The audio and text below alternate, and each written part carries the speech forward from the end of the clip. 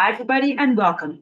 I'm Aurora. This class is Lessons for Full Spectrum Humans, and today I'm doing what is galactic history, but I always give my presentation in a way that is fresh and relevant to whatever we're going through as individuals and as a collective on this planet. So I'm going to give the updated version.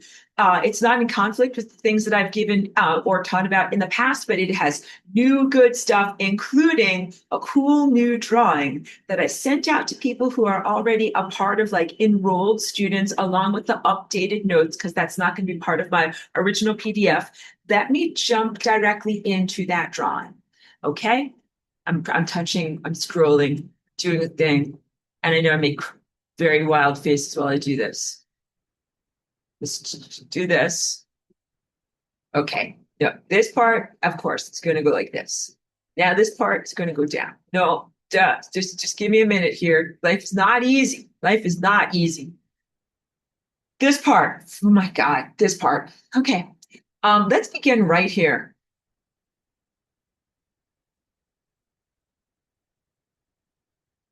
So this is the overview of the drawing. And I like to be able to express myself through imagery, but I also want you to know that this is somewhat of a poetic sharing, not literal. And I'll go into my explanation of that. This is meant to represent our solar system, where you can see the sun at the far right of the screen. This is Atlantis, which is really Earth.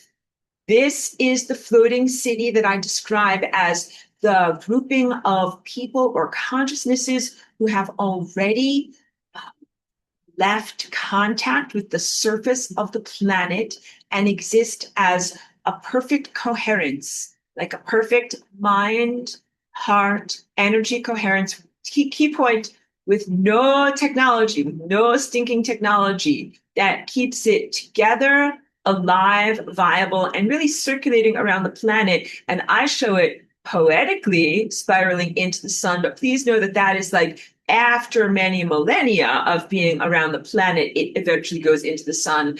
But in contrast with, now here are some of the key features that we're going to be talking about today. This asteroid belt, this you can see like it's kind of in the orbit here. That is the end of the planet that used to be in that area of the solar system. Mythologically, and we're going to talk a lot today using the mythological lens. So we have to hold that lightly as well. But mythologically, this planet is sometimes remembered as Tiamat, but it is sometimes remembered as Marduk or even Malduk. And when I've given this teaching in the past, I have described that planet as Marduk. I now think that Marduk is the name of the destroyer of that planet, who was actually, I think, probably we would describe that entity as noble or positive, because Tiamat was definitely an adversary, an enemy, an anti-life force. But this is all part of the drama. And then also you can see beyond that, since it's like further out away from the sun, Saturn, where you guys are probably already well schooled and know that there's a hexagonal feature in the cloud formation on, there's not a surface of Saturn, but let's say the outer perimeter, the outer periphery of Saturn. And that is just colloquially always recognized as a type of consciousness prison. So in today, what's new today is being able to bring to you some parallels between what I've already talked about and the descriptions from human Earth's surface mythology. And in human mythology, the prison where the negative titans, who were a part of this larger struggle between what you know as gods, but which are really garbage, the guys that lost in that battle, the titans, were imprisoned in a prison called Tartarus. And I hope that I'm saying that correctly. Continual forgiveness, continual apologies, sincerely, on my very poor spelling and pronunciation. But I'm now alleging that Saturn is actually Tartarus, and this will just speak a lot to the negative influences of Saturn, like who is there, what is the quality of their mentality. What type of an influence does that mentality have upon us? Is it positive? Is it negative? I know I'm in the thumbnail, you can't really see, but the answer is giant thumbs down. Those guys are really super negative, garbage, and trash, and I'll tell you all about that. So this is just a little overview here of this drawing. And then also over here where my cursor is, this is meant to represent Mars in the moment of its destruction. And this is going to be what is most relevant to your journey right now. Even though I know you think of yourself as being in the here now of Earth, that would be the end result of a narrative of if this negative invasion or experience or malformation happens, but it hasn't actually happened yet. And what I'm asking you to do is to stretch all of your mental, esoteric, and perceptual muscles, like your psychic powers, your inner energy, your ability to conceive beyond the rational and logical, and to go into this sense of living a parallel time where you are there in that moment, but the invasion and the destruction hasn't happened yet, and where you are still powerful to stop it. Also bring your attention in my drawing. So first of all, you have to look at Mars. I've got a couple of little badly formed pyramids on there. And then you can see also a much larger, giant, very badly formed Merkaba. Like that doesn't look good at all. This one over here on Atlantis, that looks good. The one over here on Mars looks like pure crap. It's a crappy time machine. And then also what I have drawn in the middle here is my artistic rendering of what you know mythologically as Mount Olympus. And this is what is new in the 2026 update. That I'm going to be drawing parallels between the mythology and the description of Mount Olympus and the accurate portrayal that I've been giving, especially for the past several weeks in updated curriculum about who and what is the garbage from Mars and how have they been interacting with or influencing not only this original pristine culture of Atlantis, but also, I don't know if you can see this here, so now I'll switch to the close-up and the detail. And I sent this out for enrolled students, so you can hopefully save it to your computer and tune in and see it better. But I recognize this is for anyone who's going to be catching the YouTube and might not be able to see those. Let's see if I can make this even a little bit bigger. Yeah, good. And kind of get us closer here. So in Mount Olympus, I am taking poetic license as an artist. And I'm depicting it, first of all, as like a floating palace, like literally with spires, and as having, literal humanoids there kind of clustered around. And then you can see, I really enjoyed drawing the cloudy part. The floor, or like a central viewing floor, this is all my poetic allegory. So don't take it too literally. And I'm envisioning that this is a good way to be able to describe to you the technology that was used by that technology-based culture or society that was on Mars, but really throughout the rest of the solar system, and how they right now are influencing you. All right, so this is going to be a long presentation. I'm excited to do it for you. I'm also going to talk about the realm of the afterlife as it relates to this, because we've talked a lot about the afterlife, breaking contracts with a type of Jesus figure and other false messiahs and false contracts or apocalyptic expectations of this time in history and what you would experience. So a key point here, you have this distinction between, here I have the perfectly, we'll call it geometric, but it's like a formfulness, a very beautifully organized form that is the city of the ascended ones. And then that is different from over here, the realm of mortality, which is where you are now. So in this realm of mortality, we have Earth on the axis. You also see the moon is around the Earth, as opposed to over here in the realm of Atlantis, where there's a perfect Merkaba around Earth. We see the toroidal feature, and then we also see the perfectly vertical axis. And also, I don't know if you can see this on your screen really, but there's like little dots that are underneath Olympus, and that is meant to represent what is in the realm of mortality, the underworld, or the world of where you go when you are a person with 2 arms and 2 legs and you die, as opposed to Tartarus, Saturn prison, which is where you go when you are one of these titans or like etheric forms that is I wouldn't say not able to die, but let's say it has a different level. I'm struggling for words. Different level, different definition of life, different definition of existence, and different definition of what would be a cessation of that existence. So key point for you to know, there are 2 different places where consciousness that is dead goes, and one of them is in this map that I'm giving you here, this place that is a subset of the realm of mortality that you presently are in, but one of which is actually outside of that subset of the realm of mortality and relates to these, I don't want to call them gods, but I sometimes call them gods with a Z.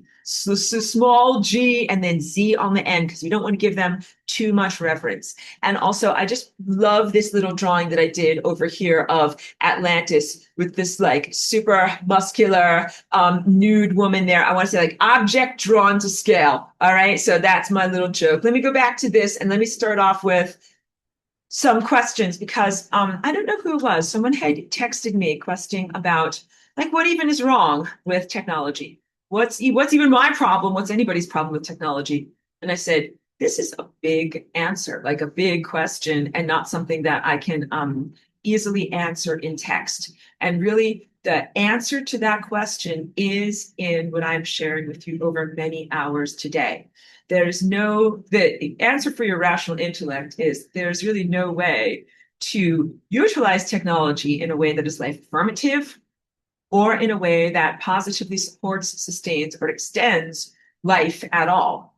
Almost all of the technology that we have here is anti-life, extremely corrosive, not sustainable, and more to the point, not something that is required or desired for life.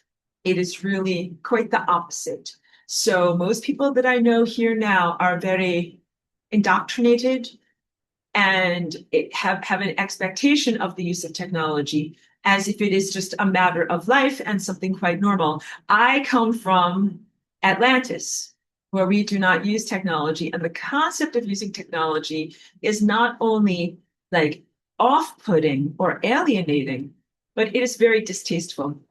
In that time, I will continually emphasize our body forms are 100% like pristine, perfect toroids, perfect chakras. We never experience death until this moment that we are right now going to fight and prevent. We never experience death.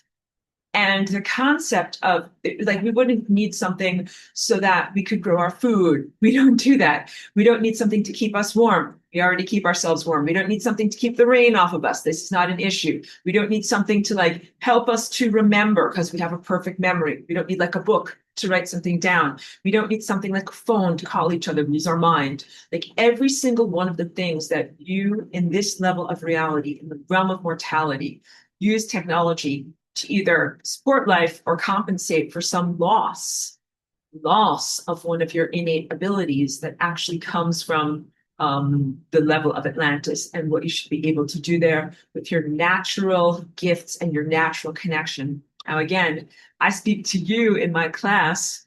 I call you guys the Atlantean remnant, not the garbage from Mars. So in this world, in the realm of mortality, on Earth, where there is a moon, there's a mixture of population. I used to describe it as within each person, an amalgamation of some Atlantean remnant and some garbage from Mars. But I really think that things have been sorted out so that there really are 2 populations, one of which is like exclusively garbage from Mars with nothing viable and no redeeming qualities. And one of which is you guys, the Atlantean remnant, with many, many gifts, a lot of value and with genuine soul. And I'll talk about what soul is, because you're not merely constructs, you're genuinely divine people, as opposed to the garbage of Mars. These are more like software constructs or like video game avatars, not something that has a real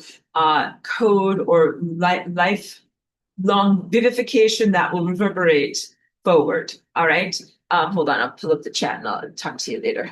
because I see something is going on here. Okay. But you guys are a percentage, and you're more than 50% good. Like you're more than 50% Atlantean. But there's some garbage from Mars sprinkled in there. And so when I tell you, like, purge yourself or release your parasites, that's a lot of what I'm talking about. And that is also a lot of what the action of the flying rainbow lasagna is.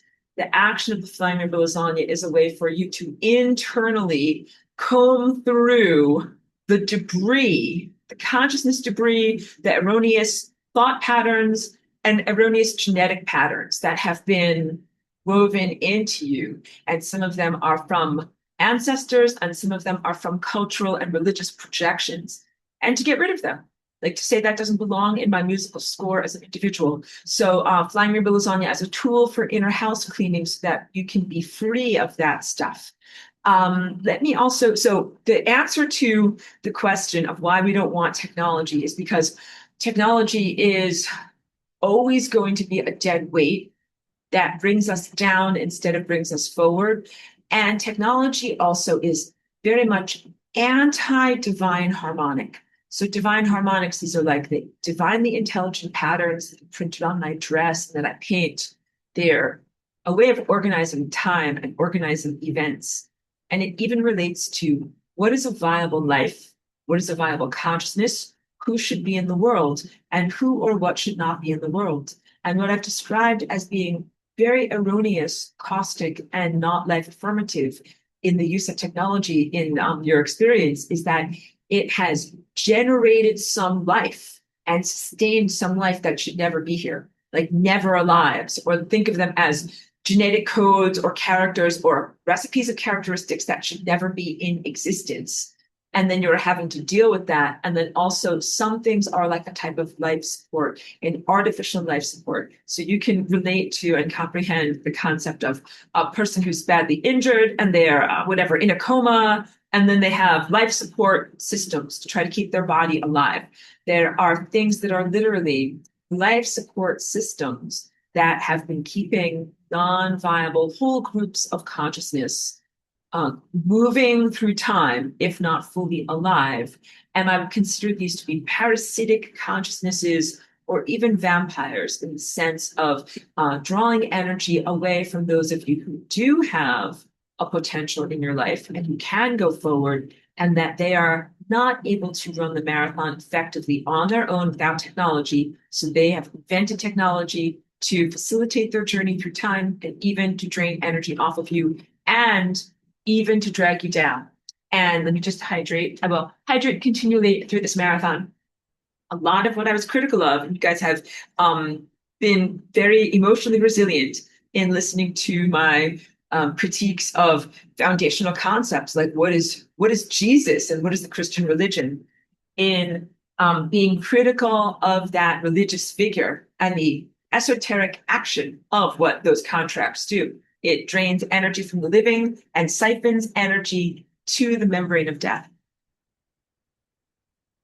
These are both like very anti-life. I've got anti-life as you as an individual, and also against the fabric of time, space, and consciousness. Like that's the ultimate life. The ultimate thing that sustains life is this abstract fabric of events.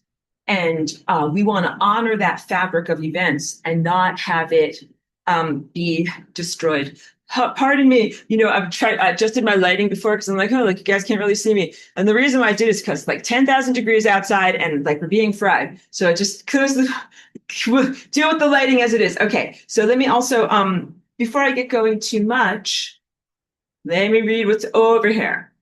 Because we got some beautiful participants. Let's even read and get going. Okay, so I hope it's okay if I read your names. From Charlie B. He says, as a technologist, agree wholly with Aurora's description about technology. Also, my definition of what is wrong with technology. Let's read this. Technology establishes a disempowerment narrative through creation of an external context into which you are coerced and must conform, and which is cellularly and cognitively degenerative because it fundamentally deviates from natural divine harmonics. In contrast, you must define self independent of it. You must define yourself, correct, independent of an external context. So you cannot ever define your personality or existence within the context of technology. I think that's amazing. Thank you for your clarity of sharing. Thank you for your point of view. And I think that that's a very, very good critique for everyone to internalize. Like technology not just being a Promethean tool, technology not just being something that allows you to do something like, look, here I have a pencil, it lets me write stuff down. But technology, as it relates to your levels of empowerment, your levels of self-definition, your identity, what you think is possible as a human, what you think your job is as a person, what you think you should do as you move through time. Beautiful points there. And the key point that I can emphasize is divine harmonics. It's not some type of a burden that one must bear. Like, oh, like I'd love to do this and this, but I have to conform to divine harmonics. For me, and I hope for you, divine harmonics is something that I celebrate. Like if I'm in Juilliard and I'm supposed to play the best music in the world, I'm like, hooray, this is the best music of the world. And technology, by its innate definition, is a divergence from that best music. It is a distortion of, or extra notes added in, or stuff chopped out, and it is really not ideal.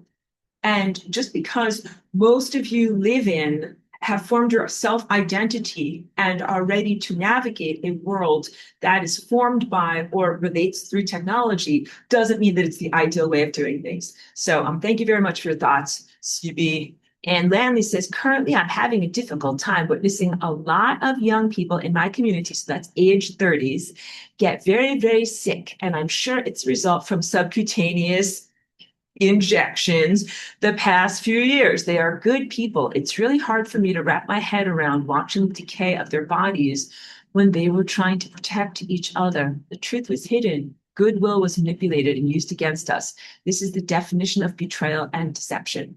So let's talk about this. It is definitely an ongoing tragedy. So I want to recognize and talk to the emotional quotient of what you're talking about. I don't think that we have enough of a conversation going on because, of course, it's difficult. Like we don't know if videos are going to be censored or if even social media conversations are going to be censored.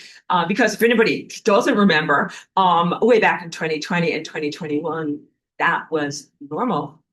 If we went on some of these different social media platforms, it was not possible for us to talk about our concerns for how the subcutaneous technology was going to affect or afflict the community, its repercussions or outcomes, or whether we wanted it or how to protect people from it. It was not a time of having a free voice. So now we're in the aftermath. It's like 5 or 6 years later, and there is more elbow room for us to have an actual discussion here. I'm a real hard ass. Like I'm very strict in my boundaries. But I also recognize that that is not always achievable for other people who have more life commitments.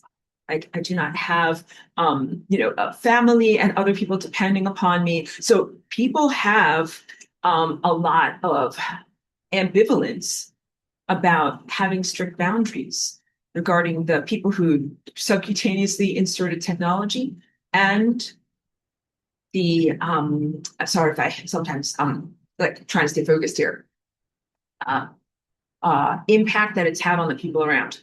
Like I'm talking about, like some people, they did not receive the injections, but their spouse, family, partner, loved one, or children did. So I'm trying to say that I have fewer entanglements, fewer emotional commitments, and it's easier for me to maintain my boundaries. But other people, I recognize it's not always so clear cut. I was very vocal against people getting these technological insertions because I knew that they would be anti-life, and I knew that they would cut people's lives short and also lead to a huge diminishment in their quality of existence. So it is not a good victory. I'm not like, hooray, drinking champagne, but it is somewhat of a confirmation that I brought this forward and that is exactly what is happening. So I'm not trying to have a unpleasant I told you so moment, But it is important to recognize there were critical voices before this happened, and then some people took it. Now, I know that many people bring up like what this beautiful person is talking about, her friends. People were sometimes propagandized, or they did things that they thought would be good for themselves or for their communities. Like sometimes they were trying to act out of some nobility or care, but it has been the complete opposite. And then this is the real critical thing, and why I'm just going to just say it out and just let the chips fall where they may. There's not a way to reverse this thing. That's why it's so important to avoid it.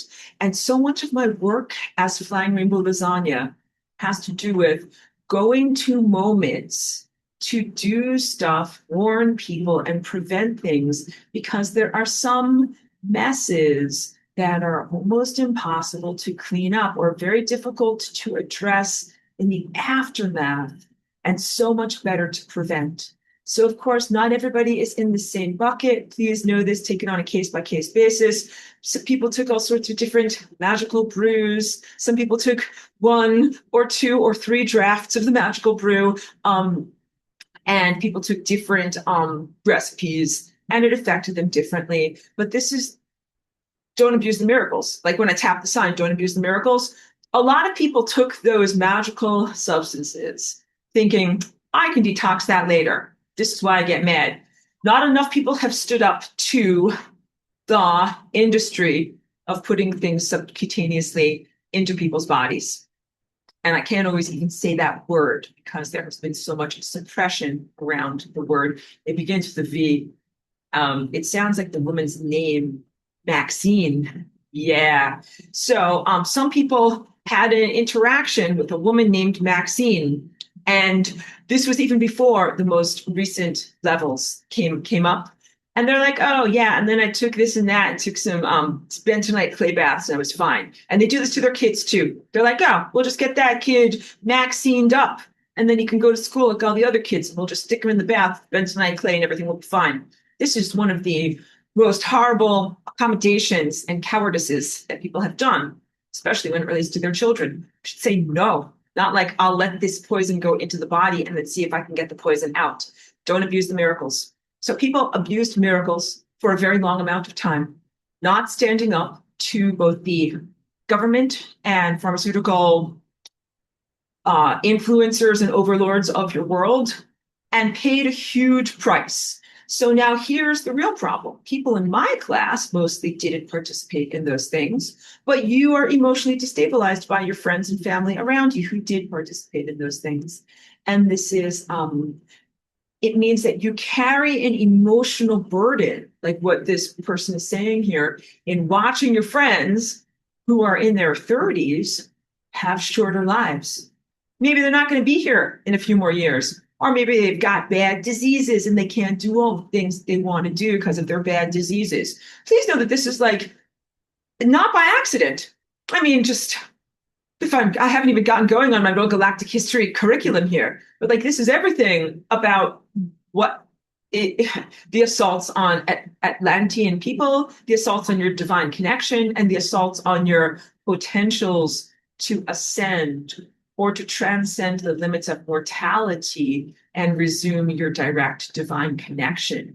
So it's very disheartening that these things happen. These things did not happen by accident. And I wish that I could just like say every single thing that I want to say and not hold myself back, because I wonder about whether this video will face censorship or something like that. But it's absolutely been a genuine war, a genuine battle, and these have been the ammunition that has been launched against humans. Humans have been weaponized against each other also, not only in the emotional instability, but then in the effluvia, in whatever is either the cellular, stuff that comes off of a body, like your spit, your sweat, your other stuff that comes off of you, either that stuff or emotional and energetic effluvia. That there are things that have been transmitted sexually, there are things that have been transmitted simply by proximity, and there are things that have been transmitted through consciousness. As I told you about the trash bride when I saw that lady in my community and she was carrying giant bags of trash and she had COVID. She was like, get away. And I was like, you're a trash bride. I didn't say that to her, but I was thinking that these people that injected themselves willingly married trash. Sorry, I have this stupid person talking to me right now. Get out of my face now. I can't deal with it. You clearly can see. Well, I'm trying to speak about like the most important things here. People are busy texting me. I'm angry at the people who took the injections. They have to take responsibility. They took stuff inside of themselves that they not only spit and put into the air around you. When some of you had sex with them, it went into your genitals, and now you're dealing with it. Not everybody fully discloses who they are and what they've taken, what they've done. Watching your friends die of cancer is bad, but then also having your friends who are connected to the cyborg realm inject their cyborg sperm or whatever into other people is not good. All of this is incredibly disheartening beyond like, oh, like I'm sad that you're feeling sad because your friends took this stuff. Your friends are actually turning cyborg and they're actually your enemy.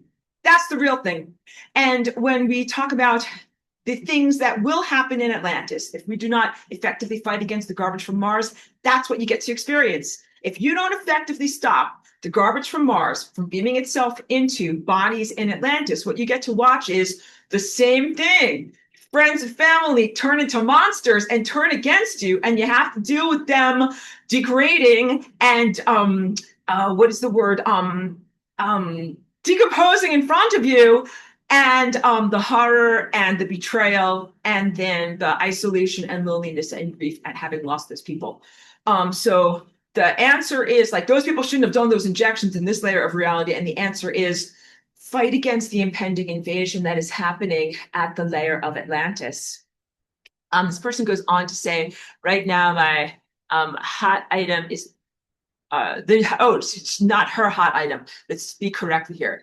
Right now, the new hot item are peptides. Do you consider that type of technology? What do you think about topical peptides used in skincare?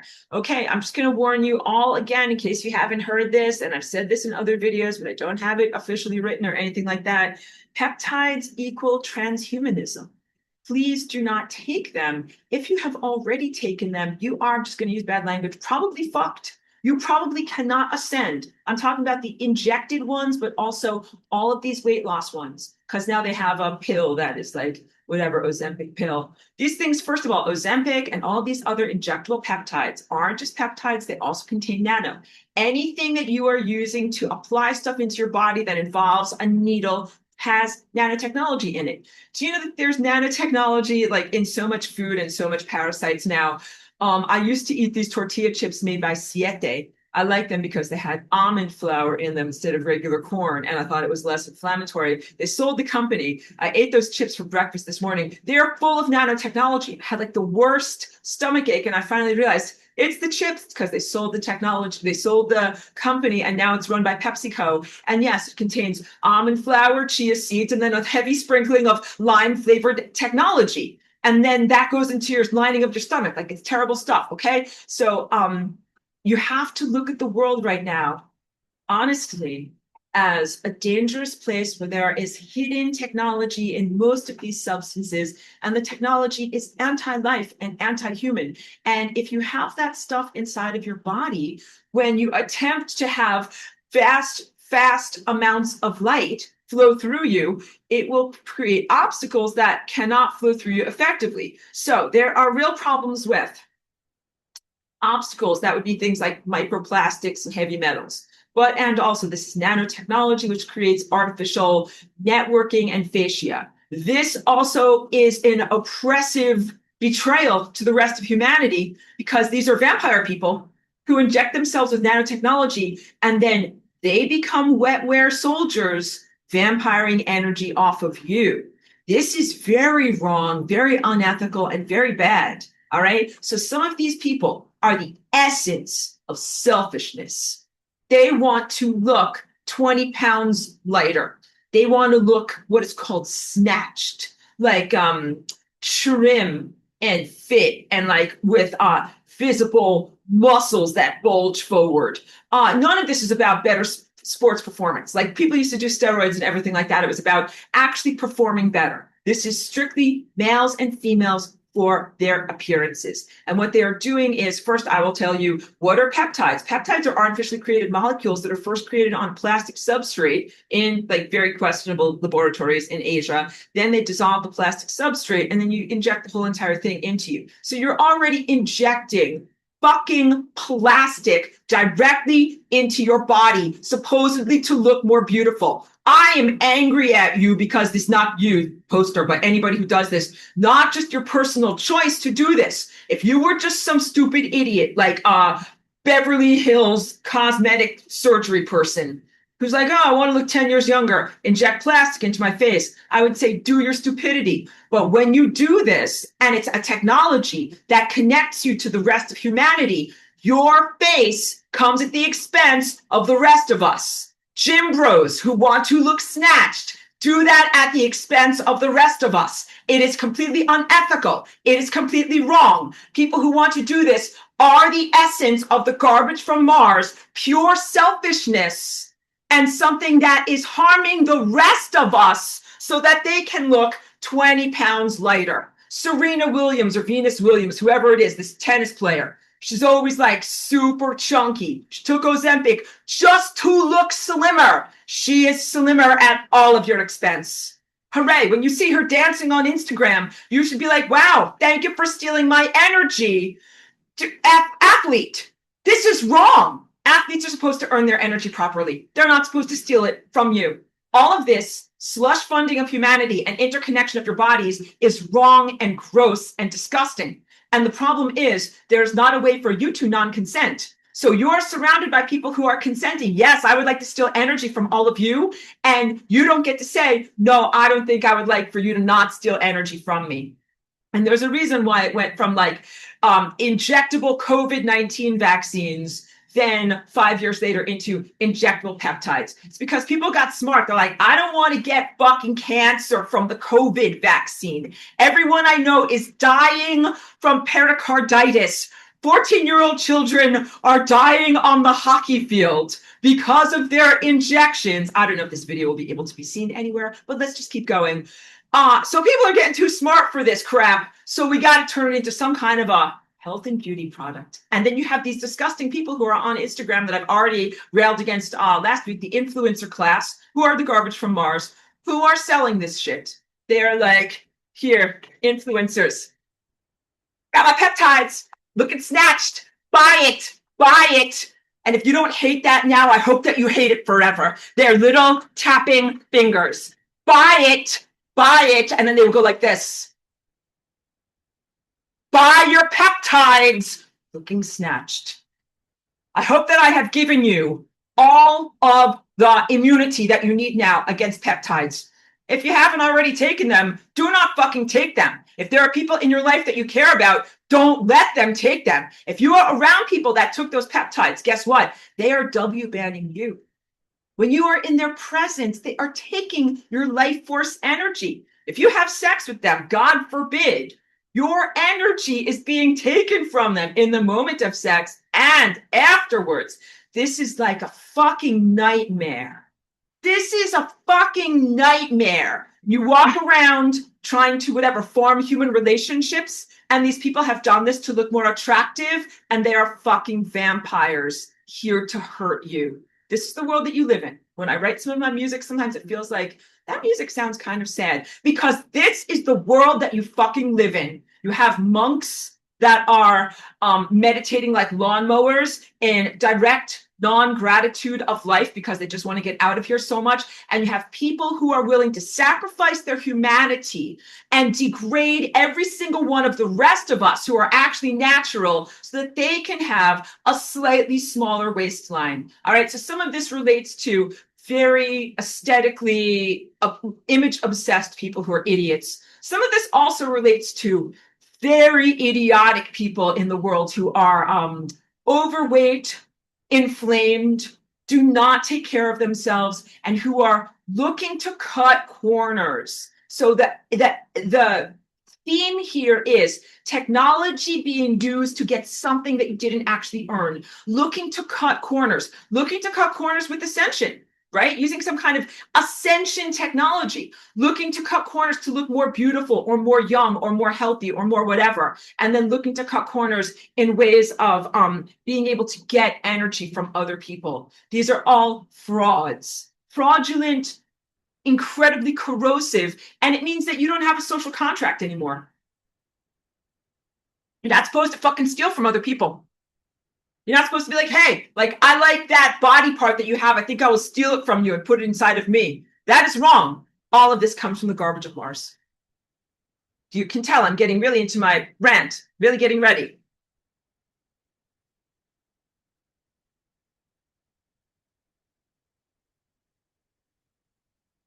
I'm glad that you enjoy my long form videos, and I will not go to the brain rotting short videos. Thank you for that. Let's get going. First, let's start with, what does success even look like? All right. First of all, it looks like removing all of the gods, small g with the z on the end there. Anything or anyone that's an intermediary between yourself and real God, or between yourself as consciousness and your capacity to create reality around you. What this looks like is that each one of us becomes God, or claims that responsibility, and acts as the creator or co-creator of your individual life and of life experience. This is very, very different than the pyramid-shaped hierarchy that most people are indoctrinated into, and you are prepared or have an expectation that that is what God is, and that is what the experience of becoming God is like. Even in the sense of like, I've really excoriated the religious myth and viewpoint of Jesus Christ as being like, that is the one person at the top of the pyramid, and then you are all the lower subjects underneath that. So I've also often categorized this as coming out of the Pisces age and moving into the age of Aquarius. But I think that we can all throw the concept of astrology and the concept of astrological ages firmly in the bin, as so much of what I'm talking about today is also dethroning the stellar network and any of the capricious, whimsical, and anti-life personalities that have been inhabiting the stars and influencing our lives. So the idea that, like, it was at one point appropriate for you to be infantilized and be at the bottom of the pyramid with one guy at the top saying, I am God and you will all listen to me, like, you know, like, kiss my ass. And that now you're moving into the age where you can have true responsibility. I think we have to even come to question that. So question that in my teachings of past semesters and in the expectation in general. I don't think that you ever should have been infantilized. I don't think to speak in positives, who and what you are in Atlantis is more than adequate to be able to inhabit your godliness and the concept of multiple epicenters of God. So it does require sophistication to have the sense of a lateral or non-pyramid shaped hierarchy. And many individuals are God, and this also moves beyond anthropocentrism, as the human Bible, which is like very satanic, teaches that, you know, humans are this ultimate representative of God's creation, and kind of like the rest of the animals of chopped liver. I'm like, no, when you really embody this sense of each one of us as consciousness being God, and then we have this amazing hierarchy of many participants, that includes all of nature. That includes baby ducklings, and I will return to that concept over and over. Baby ducklings also as being God, emitting in observership the world around them, and blades of grass, cute chihuahuas. So in that updated view of what divinity is, there is no Jesus who is poised to kill you at the top of this pyramid and then harvest your soul. There's no outer negative divas or devils or harmful star personas who are out there cursing you or jinxing you as you are trying to receive your true quotient of divine energy and really live according to perfect divine patterns. There's nothing to insert bad narratives and cause you to have bad experiences. Your life improves immensely when these origins of bad narratives are removed. and they all come originally from the invaders from Mars. So as I've been speaking for many weeks about the invaders from Mars, and I call them the garbage from Mars, I've portrayed it as a technological culture and as something that has, invaded or is poised to invade, but haven't addressed enough the concept that in this realm of mortality, as if that invasion has already happened, those invaders have been deified. And that the garbage from Mars originally came from a bunch of self-proclaimed non-gods, like gods with a small g, and that a lot of the technologists that you presently fight against, like Elon Musk and these guys that have a god complex, there's a reason why they have a god complex. Or let's talk about an entertainer, like a Hollywood person or a singer or someone like that they have a God complex and that they think they are an avatar of some divine nature better than you. And that is not truthful. So I'll speak to all of this. Sorry. Okay, so the first concept that is new, I just like prepare for a brand, prepare for tons of emotional energy, and I will just continue to say all the things that I need to say. That I haven't said in previous semesters is the concept of Mars as Olympus. Okay, so Olympus is from the Greek pantheon. I am not well educated at all. I really only learned about the Greek pantheon and some of these things for this presentation here. I recognize that there are wonderful crossovers between Greek and later Roman gods and their counterparts in Asia in the Hindu pantheon. I do not know very much about the Hindu pantheon, but I recognize that these are actually both two linguistically different ways of describing the original same thing. So it is called the Proto-Indo-European culture that these gods both originally came from, and then they had different names to talk about them. So you're going to see that happen a lot in the things that I'm talking about. You can consider that there is or was in truthful origin some amount of accurate information in describing either the characters, characteristics, or participants in certain semi-historical events. But then there's a lot of language changes, word changes, and name changes. And so that is some of what we experience here, that you can see there are these original entities or organisms that had an impact on your life or on the world. And in some areas of the world, they ended up calling them the names of what became the Greek gods. And some of them, they ended up calling them the names of what became the Hindu gods. So again, the Proto-Indo-European, and let me just organize my paperwork here. So we're talking about Mount Olympus from the Greek pantheon. And up to this is like in the calendar, thousands of years BC, before the events that I was talking about last week. Mount Olympus is known as a palace of the ancient gods. And that's why I drew it in my picture as if it is a palace. But I don't want you to think of it as a clank metal spaceship, but you can start to think of it as a technological object. It was described at times as floating or flying mountain. Think of it as an ethereal palace complex. Of course, there's a physical analog in Greece that is an actual mountain named Mount Olympus, but we're not talking about that actual thing. We're talking about something that is described mythologically as hovering in the sky. Again, not a clank metal spaceship, but you have to consider it as a technological object. And there is some overlap and inversion with the real mountain where ascension took place in Atlantis. It was like an opposite or an imposter of what we experienced there. So yeah, I'm going to hold on to my little thing here. In this drawing, right, you really have concurrent experiences where what is going on Mars and what is going on with this technological ephemeral palace known as Mount Olympus is happening at the same time that there's this beautiful culture on Atlantis that I came from. And what we did there was have real ascension.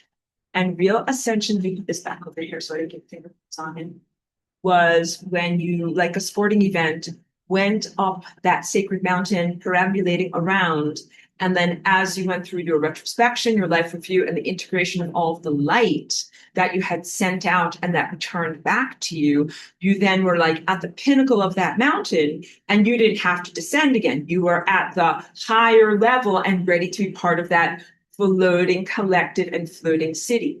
So as I'm characterizing this culture on Mars, they were very envious and very jealous of what we had or have naturally. They looked at it and they tried to find some way to be able to create an artificial version of it that is kind of the same, but also has a different flavor and usually is negative and inverted. So it is my proposal that Mount Olympus was influenced by that. You also have to characterize who are the people on Mars. Their body containers were very much created in response to those levels of envy for the body containers that we have or had in Atlantis. We have a face, two arms, two legs, and look like healthy athletes and strong and powerful. And these inhabitants of Mars looked at our bodies that were achieved naturally and were sustained naturally and created an artificial analog that was totally not natural and that was sustained in a non-natural way. And the non-natural creation, you can think of it as like the beginning of Westworld, like the opening credits where you see like people's like arms are being like 3D printed or like, like they're being squeezed and extruded out, like, veins and arteries are being made by a machine. You can think of it in that literal sense. And you can also think of it in the sense of where does a genetic code come from? Where does the structure for that organism come from? For you and I, it comes from a natural place that is actually even beyond DNA. It's what humans call the morphic field. And it's like your original energy lattice work. So like what makes a peptide? I'm not so anti-peptides, I get so mad. What makes a peptide with the lattice work? Plastic. It's totally fucking fake. What makes lattice work for these guys from Mars? Fake energy. When you learn about them and consider them, they're not godlike creatures. They are impossibilities that could never arise or come into being if not for the use of technology. And the characteristics and the way that they functioned were also totally non-natural and did not have positive life-affirming aspects to them. So they took really some of the recipe for vivification or for embodiment, they took some of the very worst characteristics and put them all together into a mishmash that became their containers. So you can think hardware, software, and energy, like a computer or a cyborg, but they looked very similar to the people of Atlantis. And okay, let me read from my notes here. This mountain, Mount Olympus, is where the quote unquote immortal gods, but it's where they lived. But when I say immortal gods, you can now replace that with the phrase artificial people. They were artificial people. And when I say artificial people, you're like, oh, like Hollywood people. They look totally fake. Artificial people. These are the outgrowths of the artificial people. Watched over the mere mortals. Okay, so this is important. Let me read through this. Mount Olympus is where the artificial people, self-proclaimed gods, watched over the mere mortals, often laughing at their bad fortunes and often causing their bad fortunes. And read here, similar to the flawed stellar network. Of course, this is from the perspective of after the realm of mortality has already been created. So before the realm of mortality, the parallel culture on Mars had no impact on us in Atlantis. We were kind of like, what a bunch of bizarre losers. Like, you do you. I'm busy over here doing my life and doing my ascension, all right? But at a certain point, they created the world of mortality and had a type of empowerment where they could treat you like playthings. They could play God, and they did the worst stuff. They basically projected their own flaws, their own incredibly unhealthy dynamics, including sexual violence upon you, and then distorted your life and distorted the events of your life, the natural events of pure harmony that are supposed to be coming from God and guiding you through time. These are the guys that fuck that up.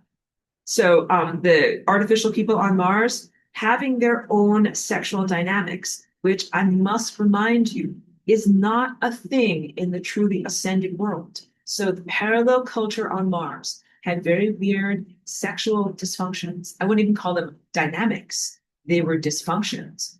All of the sexual dysfunctions that you see in the world around you right now, not even just like the battle of the sexes and iniquity, but sexual violence and things that are perpetrated against innocent women, that all comes from Mars. In the ascended world, like we don't have male-female differentiation, and we definitely do not have sexual violence. So the artificial people on Mars were already like indoctrinated and behaviorally prepared to do these things to one another. We in Atlantis were and are innocent. We didn't have sexual procreation. We didn't use our bodies in that way. And we certainly didn't use our bodies for sexual cruelty. These Mars people did. At times, they even interfered with humans sexually, and they did sexual violence to humans. So there's plenty of myths in the Greek pantheon of like Zeus and some of these other male gods that raped or violated innocents who were in the mortal world or who they saw in the physical world. Okay, so first of all, let me just say, none of this behavior is elevated or advanced because I'm speaking to you through your cultural filter, where these guys have proclaimed themselves as gods. They're like, we're gods and we're from Mount Olympus and we're so great and everything like that. And I'm trying to tell you, none of this is elevated or advanced at all. Like, this is not how people should act. This is definitely not how divine, amazing, eternal beings should act. But somehow these personalities had a lot of artificial amplified power over other people, which was clearly unearned. And their artificial amplified power came from and comes from technology. Okay.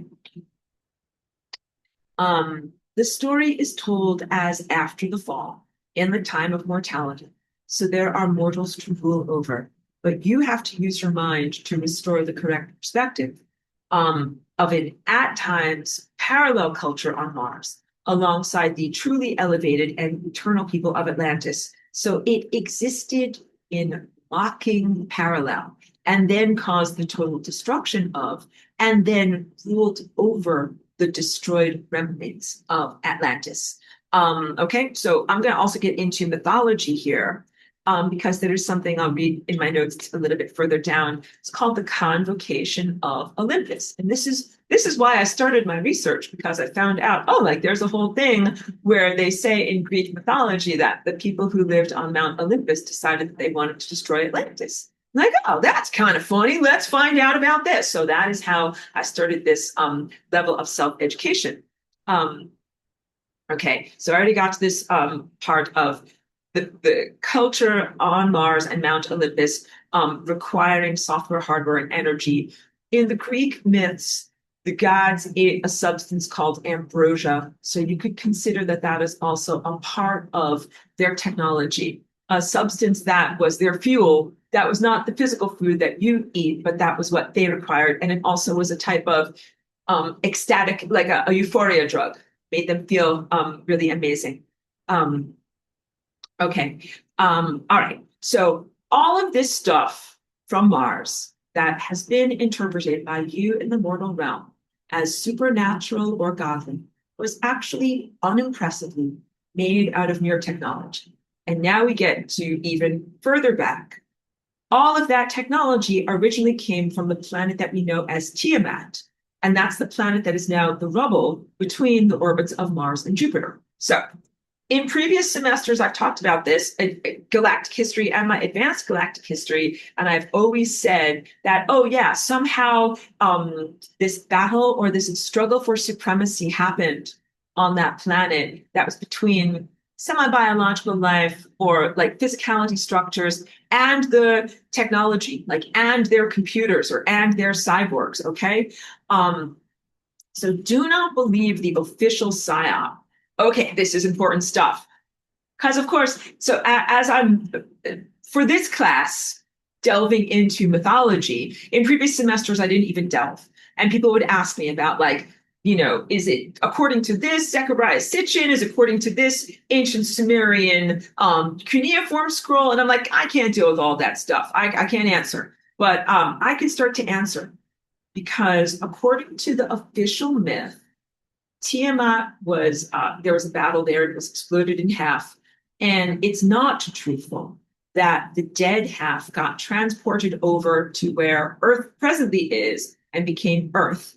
This is not truthful, but the reason why there is some resonance in that storytelling is because it plays upon the core wounding of the Orion Wars and the displaced stars. And there might really be something there in our star and the solar system and whether we are where we are supposed to be or whether we have been shifted in our solar contextual to the galactic center from where we should be because of the events of the Orion War. So you might remember like, oh, the Orion War, like things giant astronomical bodies can be like tractor beam towed like into totally new neighborhoods and bad weird stuff like that can happen.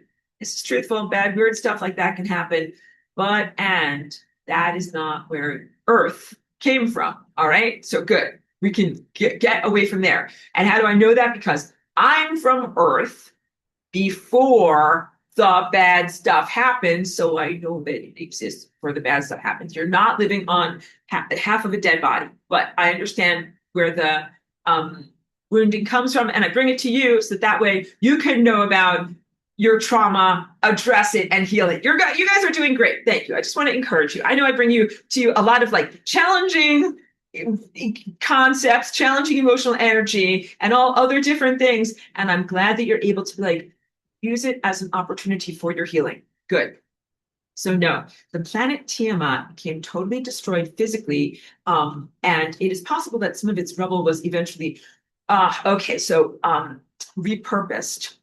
So in my drawing, I showed Tiamat has already been destroyed. Like this is about linear time, order of events. The first thing that happened was we had the solar system with all of the correct guitar strings, all of the correct orbits, all of the planets healthy, having magnetospheres and being in their correct way. I don't know exactly how this incursion happened into the heliosphere, but I will always give ultimate responsibility to the sun. Like the sun is the immune system and the protector of everything that happens in the solar system. If something came from outside of the solar system, the sun is responsible. It's supposed to kick out invaders. If it came from inside of the sun's own mind, this is a real problem. Like the sun should not be thinking up bad shit, like the concept of technology and then proliferating it in its own place. And then so there are several times when the sun fell down on its responsibilities. And this is one of the first times, the original incursion of whatever came to that planet. So it was not always that way. There was a planet there. I have portrayed this in galactic history as the ones who are not emitted on a bridge of love. So you and I and everyone in Atlantis, we came into being on a bridge of love. We're like, I can't wait to play in the symphony of life. I'm like waiting with my instrument, like whatever. Maybe I play the triangle or maybe I play the flute or whatever, but I've got my instrument and I'm ready to play. And then I wait for the cosmic conductor. And then when I get my cue, then I'm like, okay, time for me to be alive. And then I go into a physical cellular body according to this beautiful harmonic pattern. And if I do things right, like I'll come out as like a human or a baby duckling or a baby chihuahua, whatever. I come into the world and get to be alive because I play the right notes at the right time. It is accurate to say that there were some forms of, let's call it proto-consciousness, like some forms of awareness or consciousness that are so flawed that they're like, I don't want to listen to the great conductor. Like that is a foundational flaw. You can only be alive if you listen to the great conductor. But they are going to try to be adversarial on this foundational level. And what they did was created containers for proto-consciousness that are not biological and don't conform to these perfect divine harmonics. This is the invention of technology and the motivation for why they did it. And it was very much to contravene divine intelligence and anything that is based in love and biological respect. So there are also ways, if you are not following the divine conductor, be like, like I will inject myself into reality whenever I want, wherever I want, however many times I want. Like you can do a lot of things that you couldn't do otherwise. And what was done on Tiamat was or were all of those things that are not life affirmative. So if we're not even talking about taking technology and using it to accomplish something that is relatively harmonic. Everything was disharmonic from the start. Like the intention, the participants, the characteristics, everything about it was totally unnatural. And you're not supposed to do that. I've also portrayed this, and please hold this very lightly as a concept. I've portrayed this as an internal power struggle where there was some spontaneous self-awareness from the technology itself. Like, here's technology. And then it at a certain point is like, wait, why do I exist? What is my purpose in life? And then you have the other totally unnatural creators of that technology that, created it for their own self-serving purposes. And I've portrayed events on Tiamat as a type of struggle between both of these levels of consciousness or characteristics that are in direct self-service, but that they were in conflict with each other and that they caused a destruction of that planet. It's hard for me to characterize it. There are times when I say, maybe whatever is the technology was like, say that this is the technology, and it's saying like, why was I born? Why do I exist? This whole entire thing is flawed. I think I should self-destruct everything, which sounds kind of good. Like, oh, that's what good technology would do. But maybe the technology was more like, why do I exist? What is going on? Who is in charge? I don't like who is in charge. I want to be in charge. I want to get you no longer in charge and having a power struggle. In the end, you don't have to go into convolutions of knowing exactly what happened there. Just know that it was a disrespect of all parties. No one was good. Everyone was evil. And they ended up self-destructive. And it did involve the life of the planet, which was not correct. Like, you shouldn't destroy planets while you're working out your own self-destructive, like manias and fantasies. And also, it's an excellent example of how if you do not resolve something, the debris continues forward and continues to cause more problems. So the first failure of the sun was to stop the incursion into Tiamat. After the self-destruction on that planet, the next failure of the sun was not addressing whatever consciousness debris was there. And that consciousness debris went to Mars. But it also, according to Greek myth, went to Saturn. And then also what I'm describing here in potential truth is the concept that Earth did not have a moon. I know that's true. In Atlantis, we did not have a moon and we were upright and we did not have 4 seasons. But in this realm of mortality, there's the moon. And some of these myths say that it's actually some of that debris from the explosion on Tiamat that was then many thousands of years later taken out of orbit and brought over to Earth and is part of the subjugation and destruction of what's going on here. Hold it lightly. It doesn't really matter, like whether the moon came from Tiamat debris or someplace else, or whatever, I want to say like something silly, like they bought it at the, like whatever, like the dollar store for like fucking up people's lives. Like wherever they got it from, it is very, very clearly an artificial astronomical body, both its size, proportion, and proximity is not natural, and even a rational skeptic can see and know that it's not rational. Don't worry, I'm going somewhere with all of this. Thank you. Thank you for being with me. Okay.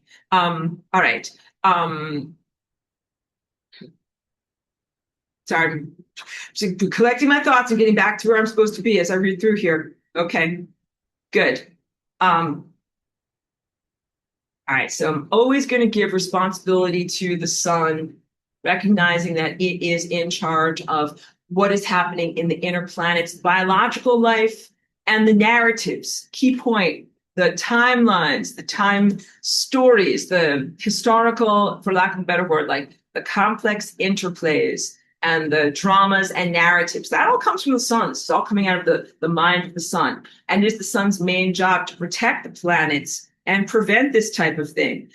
So it's disappointment, and it's impossible, and it's one of the many symptoms that we're focusing on right now. Like as I've been talking over the past several months about the qualities of the sun that we're confronting. Like the sun is insane. It's doing things that are anti-life. It's even at this point threatening to destroy life on our planet. But when I talk about the sun, when I talk about that disrespect of you and me right now, that the sun is giving us on this planet, and baby ducklings, it's frying baby ducklings too.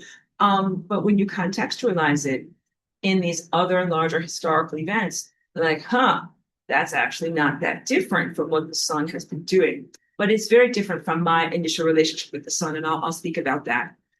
Okay, so let's talk about the origin story of the Olympian gods. And this is something that I just learned about, so I can share it with you. It is called, forgiveness of my pronunciation, the Titanomachy. Titanomachy, the battle between the Olympians and the Titans. And you, I'm sure, have encountered this myth already.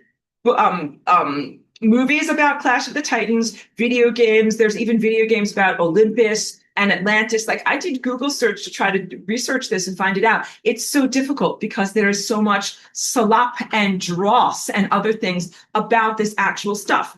Okay. Let's talk about who are the Titans, because this relates to stuff that is limiting you in your life right now, right? The Titans are the parental generation of the Olympians. These are not true divine beings, but lower within the architecture of consciousness, like below the true divine God of divine harmony, and very, very much flawed personalities that have flawed or wrong motivations, cruelties, and many, many lessons to learn. So not the definition of a God who is omnipotent and omniscient or an abstraction, but an anthropomorphized God that is very fucked up and makes a lot of mistakes. One of the Titans is Cronus. And so you can read that not as the time that is the abstract fabric of space-time and consciousness that I paint, but the level of being submerged in time as a mortal human. That type of time, all right? Because there are all these things about Cronus eating his children and other things like that, and where people in the human mortal realm decry the corrosive nature of time. They are really looking at the impact that this very flawed sub-deity has had on you biologically and how you experience time, okay? So the Titans fought with the Olympians. The Titans also had and continue to have a rationale for why they do and why they make life so hard. Why is life so hard? Because the Titans think that growth occurs through suffering. And this was one of the major changes in this. You could use the word epic battle, epic struggle that is ancient or mythological. One group of small g gods who is like, suffering is necessary. And then you have the Olympians who, like, they're not necessarily so great. I don't want you to think about that, that they are like perfect or anything. Not like they want to give you a perfect, comfortable life, but I would call them bon vivants, good livers. Like these guys know how to live. And that is what life was like on Mount Olympus. And also a lot of the forms of worship of the gods on Olympus involved pleasurable or euphoria for human inhabitants. So that would be like ritualistic sex, or ingestion of euphorics, or drinking of wine, or feasting, or something like that. So it's like saying, like the old gods, Titans, were all about suffering and bad stuff. And that's what life is defined by, its hardness and its suffering. But now we're the Olympians and we're making things better. And now you can honor us all by like build us a beautiful temple and like, drink a lot of wine and eat a lot of food and, be like voluptuous. Like it's a different flavor. And you're going to watch this played out through all the historical and religious stuff that I'm telling you for the rest of class today. All right. So there was this titanomachy, this battle between these guys, and the Olympians, the younger generation won. And what did they do with the original Titans? And the original Titans, you would all define them as being like clinically insane. You would define them as being like psychopaths, very evil, very harmful, cruel. The Titans were considered to be not killable and foundational aspects of reality, like part of the pillars or architecture that holds up reality. So the Olympians felt that they couldn't just throw them in the bin and get rid of them. So they put them in a prison. The prison is named Tartarus, and it is my assertion that Tartarus is the prison on Saturn. We'll continue reading here. Saturn as the place of imprisoned, insane gods. And at times, those gods and Saturn itself has usurped the central power in the solar system and acted as if it is the sun emanating narratives, which is why there are myths about Saturn being an alternative to the original sun, or that it has some of the attributes of an insane and cruel god, being a god of the Bible or Yahweh. So let's talk about Saturn and what many of you probably already know from your esoteric research. Saturn's affiliation with the cube, Saturn's affiliation with the black cube's symbology that you will find in the Mecca, in the Kaaba in Mecca, the tefillin in Jewish prophylactic worship, even black cube symbolism in modern technology and other places. It is represented that you guys got it also, the black hat of the erudite college graduate. These are all limitations. Saturn and Saturn's cube being a representation of limitation, and also the Jewish religion and the temple worship in Jerusalem, that I've also been talking all about this as relates to what I'm teaching about Christianity and my severe criticisms of this. Worshippers of Saturn. The Jewish Sabbath is on Saturday, and Saturday is Saturn's day, and many other aspects of that religion that have to do with thinking that suffering is necessary. Saturn equals suffering. In last week's presentation, I was railing against the concept of, I'm sorry if it was last week or the week before, Christianity and the concept that you have to somehow have an annihilation of the planet, including baby ducklings. They're all going to be annihilated, and then through that suffering, get to go to Christian heaven and have a elevated, pleasant experience.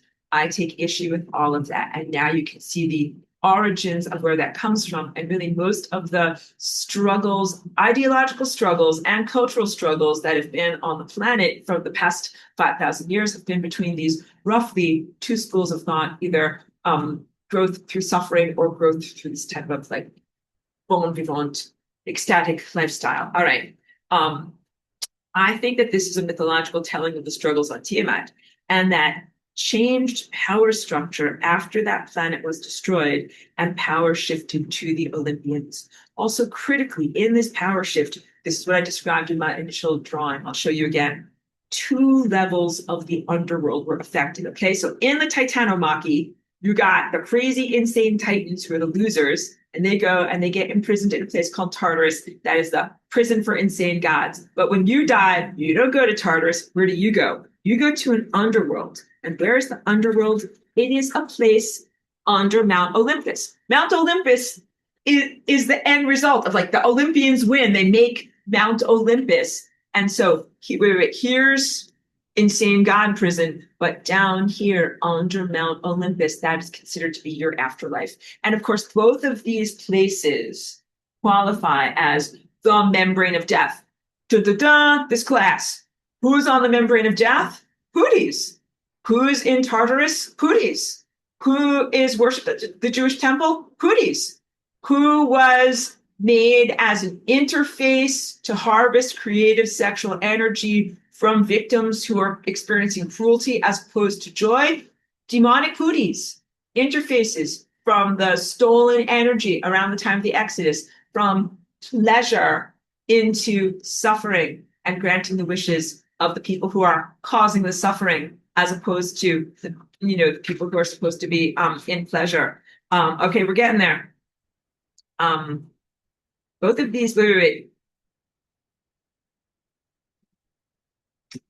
Hades is underneath Mount Olympus. It was the end result of this battle of the Titans, and it is the afterlife realm that was created for mortals.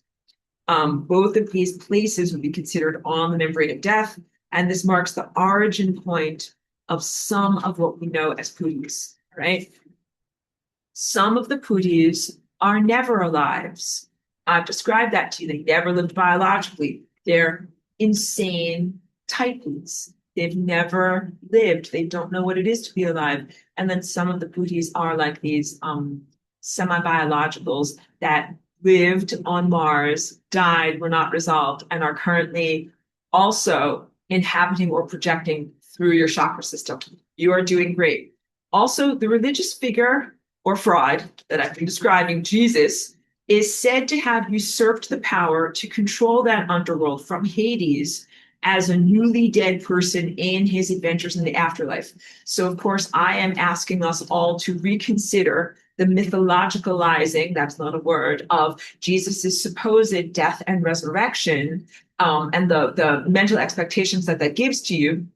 One of the parts of that story is that Jesus did not die a supernatural death, but that he went into the underworld, Hades, and took the capacity to imprison people away from the God who ruled over that place and became the ruler of the underworld. So this relates to you right now, in that there is someone who is saying that they run the afterlife world and that they want to incinerate you and baby ducklings on the planet and then determine whether you belong in the suffering level of Hades and hell and the underworld, or the less suffering, nicer areas, the better neighborhoods, the Bel Air, the Beverly Hills of Christian heaven.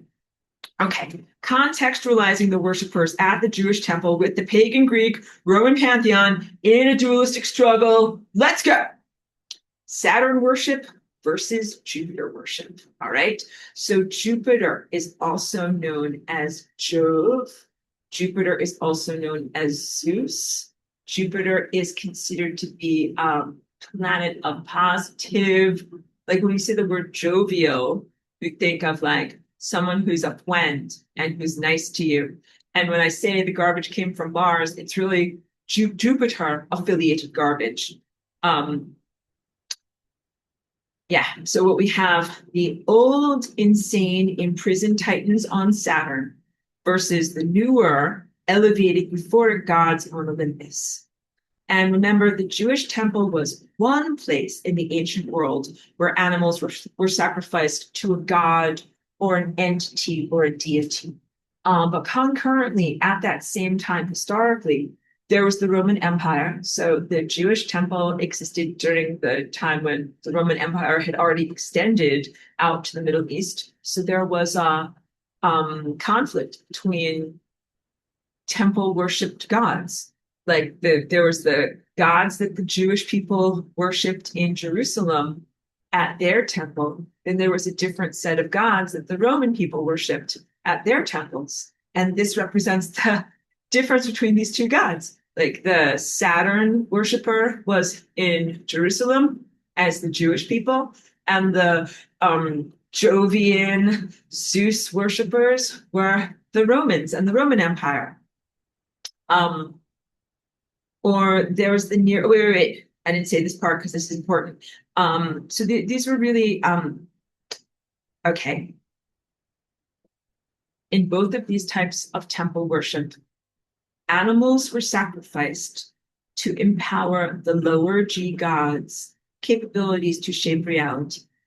There are different festivals. So the god empowerment also involved, in the case of Roman gods, rituals and sometimes sexuality, and key point, emotional catharsis, what you know as louche. So different flavors of louche were harvested from a lot of the Roman rituals, like I say, euphoria or sexuality. For a lot of the Jewish rituals, catharsis, but more like blood sport. So the way that the Jewish temple was set up, there were like the outer courtyard. Everyone's like watching like a sporting event, like the World Cup, like they're rah rah and cheering. And then there were the priests who were inside who were doing the actual animal sacrifice.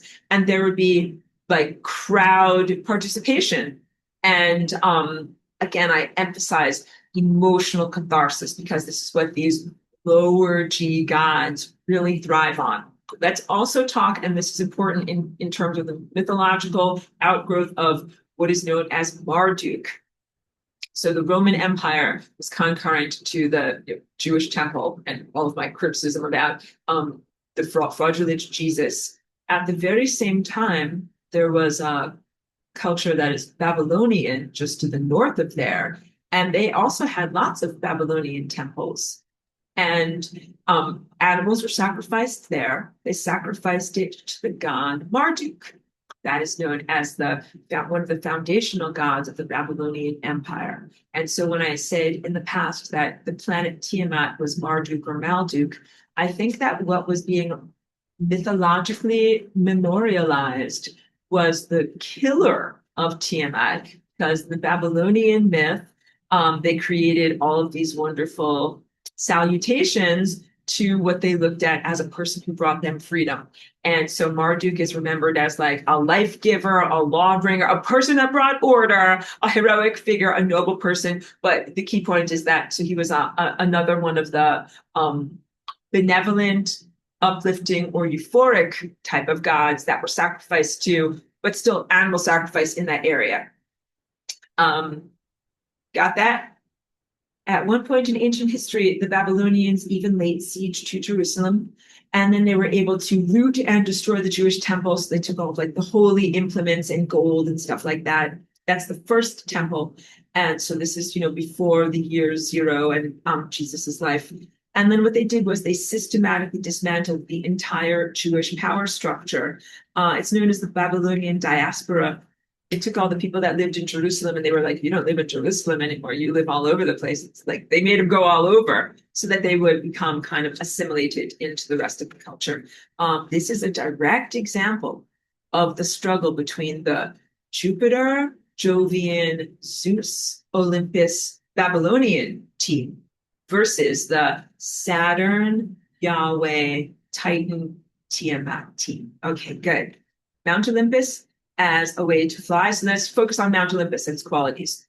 Was it like a clank metal spaceship and a way to quote unquote fly from Mars to Earth?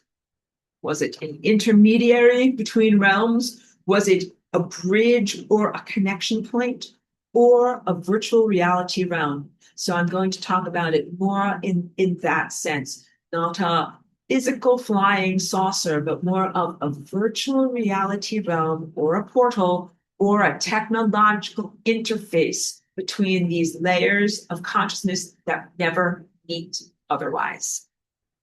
The technological society that emerged on Tiamat should never have been allowed to become a thing. The sun should have incinerated it on contact. From my direct insight, I see the events there as a struggle between technology becoming spontaneously self-aware and the creators of and users of that technology itself. Oops, my treadmill stopped. I love it when that happens. And those guys, the users of technology itself, they were they were from a place where people did not have bodies. This was their first level of embodiment. It was their motivation for building technological containers. So they were never biological. Tiamat, never biological. Tiamat technology. All right. And these were these containers were made to house consciousness but not to be born out of love or sustained biologically. And it was really a horrible type of experiment, except the laboratory was the entire planet. And when I say laboratory, you can also transfer that concept and that imagery to Mars and to Mount Olympus. Think of it as a technological place of experimentation. That power struggle between the consciousness and the container, both of which were dysharmonic and artificial, created so much disharmony that it literally vibrated the planet into trouble. And the next event is unclear because somehow whatever was on Tiamat was transferred to Mars and continued there, but in a new negotiated format. So this is, again, I'm just reemphasizing this, but you guys already have it. I'll just say it for the formality of it. That represents the Titanomachy, the end of the supremacy of one generation and modality, and the arising of the empowerment of a new way of doing things and a new subsequent generation. But it's not clear why in the F did the sun not incinerate these guys? The sun be like, sure, like go change your house of horrors from over here to over here. I won't do a thing. Like, this is very questionable, okay? I write here, did the sun transport it there? Or how did it get there? Unclear, and very likely the second disappointment or symptom of an insane sun. And this happened during the time that the sun was still in a healthy rapport with Atlantis. So not doing its job in one sector, but still doing its job around Earth. That is part of my inner conflict, because at the same time that the sun is supposed to be incinerating the Titans, from the conflict, not letting them go into Saturn and sweeping them under the carpet there, and not letting the remnants go to do more bad experiments on Mars, the sun was treating me and the rest of Atlantis like very well. So, huge dichotomy of behavior there. What is clear is that on Mars, there was a living ecosystem with an atmosphere, with a healthy magnetosphere, planetary magnetosphere. And then there was also this new type of creature that I perceive as a type of cyborg. Now, this is from my own intuition. This is not from anything that I've read. And also, I would say super yellow caution flags. Like if you read or put your tendril of attention on any of these different myths, stories, or people that write books about the face on Mars and stuff, like, you have to have a really strong filter and don't get full of pollution, because there's a lot of polluted thought around there. So from my own intuition, I perceive those self-proclaimed gods on Mars as like cyborgs. That they do remind me of like Battlestar Galactica, the sequel. A lot of those cyborgs were very nice looking. They looked exactly like people, but they weren't people. And they didn't have the motivations or the genetic structure and characteristics of people. So I see them as a human-shaped container in imitation and mimicry of the Atlanteans. They were very envious of us, the Atlanteans, and they had a lot of shortcomings. So from my point of view in Atlantis, we were so unimpressed by what they were doing on Mars. Like, we were aware of that there was life there and who they were and what they were shaped like. We were just like, these like lame ass losers. That's all. It's just so unimpressed with these forms and with their use of technology. We thought they were very stupid, and comparatively speaking, like they were. They did not know or perceive real math, and they were laughable in many ways. So I am telling you this so that you can get cleared out, because those laughable cyborg idiots indoctrinated you to think of them as gods. And they still are on your planet right now, indoctrinating you to worship them as like a billionaire technologist or a Hollywood face that is recognizable and notorious. And these are like not people to be respected in any way. They did not know or perceive real math. That's a big one. Everyone in Atlantis would be what you guys would call like a polymath super genius. And we looked at the guys that were on Mars and we're like, you don't even know 1 + 1 = 2. Like, they didn't know anything. They were not intellectually impressive at all. File that away, all right? But from your present point of view, these are the creatures remembered as gods of Olympus, and they are described as being impressive. Ancient human myth about how the creatures on Mount Olympus decided to destroy Atlantis because the inhabitants were in rebellion. Let me just hydrate before we get going on that. So again, we in Atlantis we're like making a face like this, like I am sarcastic and skeptical of you, garbage from Mars.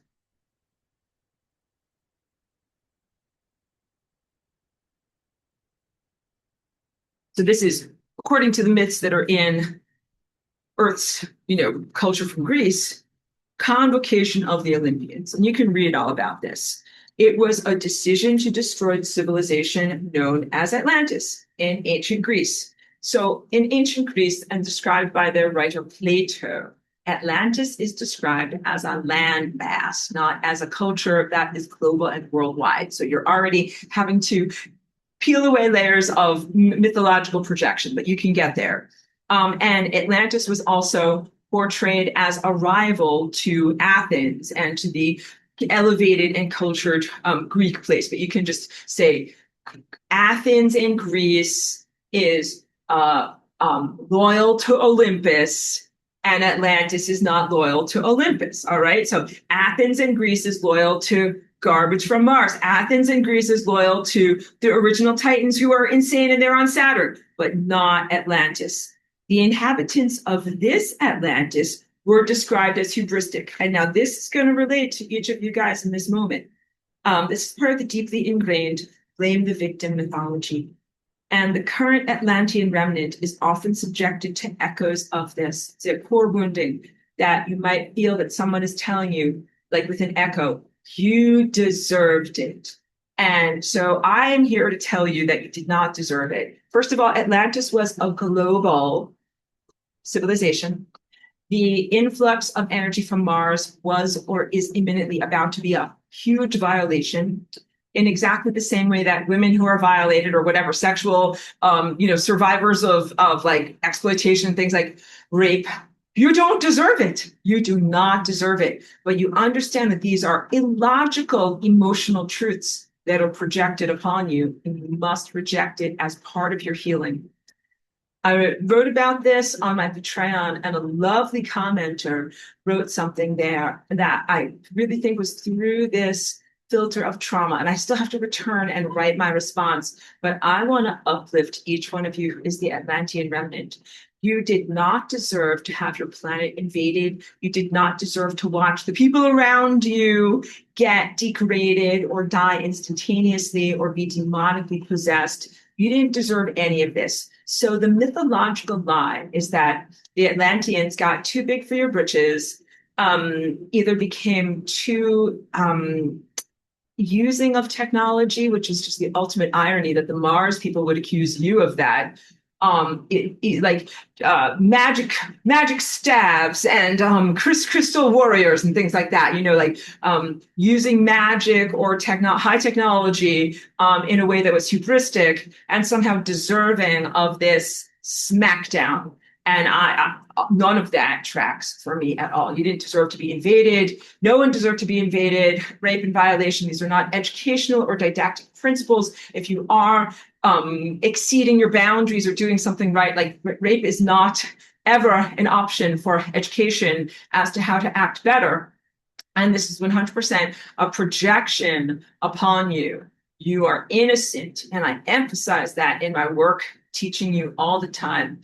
The Atlanteans are innocent. You are the innocents. First of all, you are innocent in the sense that the civilization of Atlantis on Earth was not sexual, was not like whatever, male, female oriented. There was an innocence there that is the same innocence that you have before you go through adolescence and become sexualized. Like human consciousness at that level of being does not even consider like this type of activity. But the low G gods from Mars, they did this type of activity. They did all sorts of things that were about exploitation and cruelty and really levels of cannibalism. Like when you talk about the insane god Cronus who's imprisoned in Saturn, and he was all like, eating his babies. And then there are other myths about gods that make babies, eat babies, implant babies into people's, stomachs and make them live there for millions of years. Like there's a lot of very weird, unhealthy stuff that is going on with them that they try to bring and project upon you, but does not originate from you at all. So please reject and blame the victim mythology. And then also, according to Plato's myth, Atlantis became corrupt through its affiliation with and use of technology. But that is not what actually happened. So the myth erroneously gives us a timeline of a gradual fall of the Atlantean culture as it became more degraded over time. Like think about something that was days, weeks, months, years, hundreds of years. But that is not accurate to my insight and what I remember or know. I remember and know it as a sudden and devastating fall, a sudden inhabitation of many of the people, and an instant death of over half, and then a time of degradation and mental slavery involving technology. But during that time, it was very short, and everybody who was a victim of that technology, they were so victimized and enslaved, they could not even think the thought, I am a slave. And when human consciousness is so diminished in its mental freedom, like it can't really last. Like the whole entire washing machine goes ka-chunka chunka and destabilizes. I know that you get it. It was very short. The time of mental slavery involving technology imposed upon the Atlanteans was actually very short before it destabilized the whole entire planet and caused the destruction and the entering of the realm of mortality. Now, this is told in the past tense, but actually it hasn't happened yet. We are going to prevent it. So when I go back to, I don't want to touch technology too much, but like I'll show you in the little drawing over here.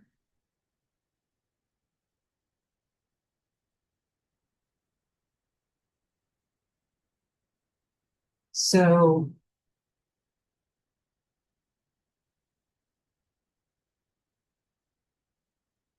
becoming mortal is a consciousness distortion from the people who are where my cursor is right now in Atlantis into this layer of reality. I'm used visual allegories to be able to try to show you like in another world. And you can even see there's like a little line of energy here where this person becomes a direct analog. This person here has a direct analog in this world here. This person here is eternal and undying. And I'll define what that is. This person here is mortal and can hit the membrane of death and die. So here, this is the person who is undying. They contain the membrane of death. Like here's the toroidal structure, there's the membrane, but they never hit it. They never actually experience it. And that is the level. It wasn't just one person. There were many people in Atlantis, none of whom ever experienced physical corporeal death, and all of whom fulfilled the potential to fully ascend. Checking my notes here. As I missed something. Let me go back to my face and read this. Let's go to modern day analogs and parallels. So you are the Atlantean remnant, and you have genuine psychic powers. The gods and garbage from Mars do not have psychic powers. You, Atlanteans, are trying to grow and ascend naturally, in spite of the energy draining vampirism from the W-band and from the technological overseers and the nanotechnology that's within one's own brain. Okay, working against a lot of obstacles, some of which are internal, some of which are frequency-based and external. The garbage from Mars, you are also fighting against them as they are the consciousness residues of the original techno creatures in physical bodies, which are also portals to original Putis. Problematically, both of which could be considered gods. So the garbage has an unearned God complex. I'll go over this again. These are physical containers cultivated to contain the plastics, nanotech, and hydrogels that are fed by 5G. So I would just go forge ahead. I'll get back to it. Keep going forward. The garbage hydrogel soldiers preventing the Atlantean remnant from fully inhabiting and using your own psychic powers, even as they drain their ascension energy and use it to keep their own monstrosity bodies alive, quote unquote alive. This is what I was ranting about with the peptides. If they are allowed to come to Earth, the garbage from Mars causes instant death and then so much life diminishment and disease, all so that they can try to sustain their own consciousness a bit longer. In your present world, the transhumanists, it's everybody who is trying to biohack, to use technology to either cheat their body somehow, to play God, to extend or improve their life, and also to play God with others' biology. I know all of that was a lot, but here's the basic contextualization.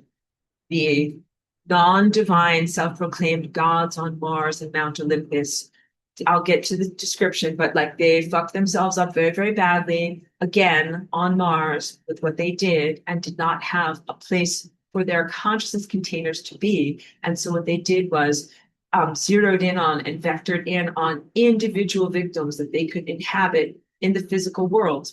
And the people that you presently know in your world as the garbage from Mars, the transhumanists, the technologists, the people who are very much not in respect of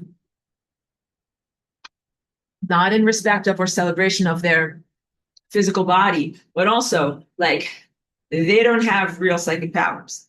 There are foundational differences. It's not just that everybody has the same body. And some of you are doing your exercises and growing naturally, and some of them are like injecting juice. They're juicing up and trying to make themselves artificially augmented. The guys that are juicing up and trying to augment what they are garbage from the beginning. It doesn't matter how many peptides they inject into them, they're not going to be psychic. And this also relates to DMT and some of these other mental molecules. Doesn't matter if people inject themselves or smoke and ingest all sorts of crazy things. It doesn't actually give them real psychic powers. And they are very much imposters and pretenders and not genuine experiencers. So the problem with technology and the very, very genuine critique and criticism of transhumanists is that they're trying to play God. So let's just talk about peptides and things like that as an example. You exercise, your body does certain biochemical stuff, and then you end up having, greater muscle mass and greater capabilities. People are like, this is too hard. I just want to inject the peptide that makes it look as if I have done this exercise, and then I will have that. It's a shortcut. It's a disrespect of the body.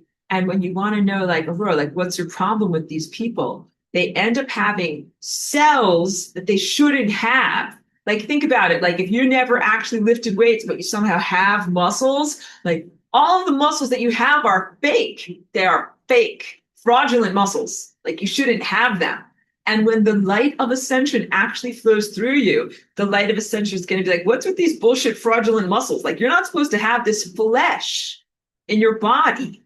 And that also is true. So it's like muscles that shouldn't be there, fascia that are there or acting differently than they should, lymphatic system different or acting differently than it should, even like facial stuff. And so in the questions and comments, someone had asked about what about topically applied? It's not very much better if it's topical, but I think like at least then it's like only the surface level of your skin. Like when you inject this stuff into the body, it goes deep into the body and there's not a way to get it out of there. I'll emphasize again, and sorry if this is too much, but like what Ozempic and these other peptides do to the fat of the body, they kill the fat. So you have dead fat cells in your body. And then like these celebrities certainly look like they're more slender than they were, but they're fucking dead. Their body is dead in a lot of places. So the Ozempic or Wegovy stuff, it kills their fat cells. And then they still have like, cardiac tissue alive or whatever, bone tissue alive, but they're lugging around a bunch of dead fat cells. They are mostly a zombie, and their fascia are also dead. And when these gym bros do the peptides that are about like getting snatched, they're killing their own fascia, and the fascia are not alive anymore. Here's the problem. When these guys carry around a bunch of dead or senescent cells in their own body, they're W band connected to you. And they're like, oh, my fat cells or my blah blah cells are dead.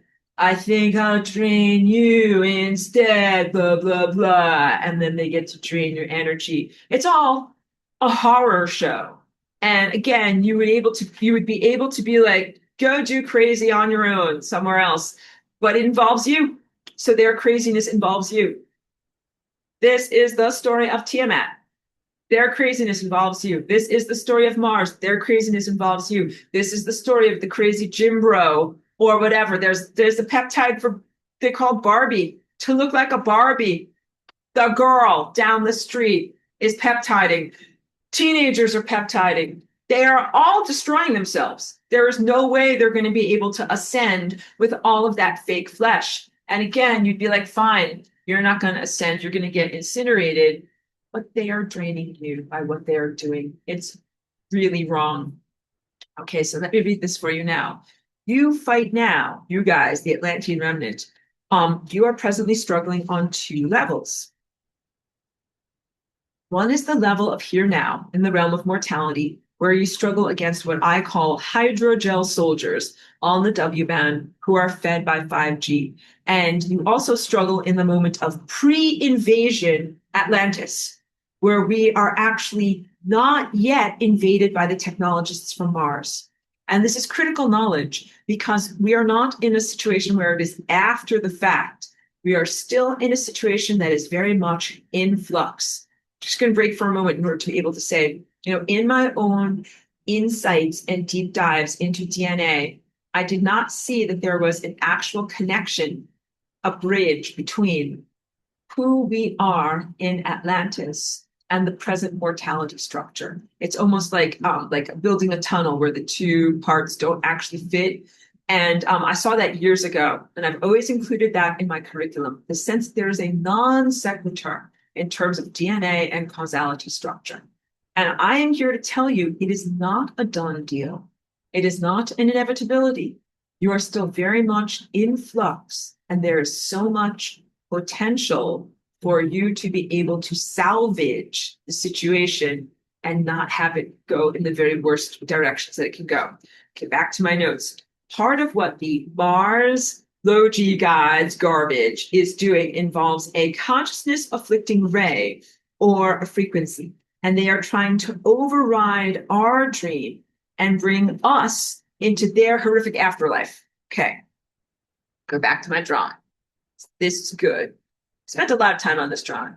I enjoyed it, and I think I told you I really had a lot of fun doing the clouds underneath Mount Olympus. Okay.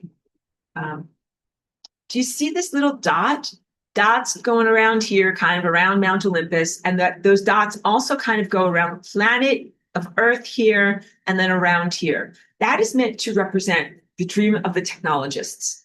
These, very florid, very evil and cruel people, they're actually in their moment of death and torture.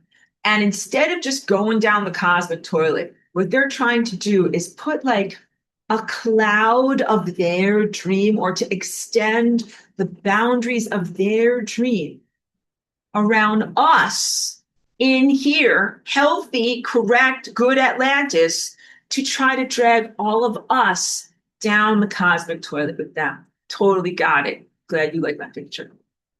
All right. So we're in the moment where Mars is self-destructing, which is a consciousness event that affects time. Mars culture has also built a technology that is used to distort time. And that is also affecting the situation.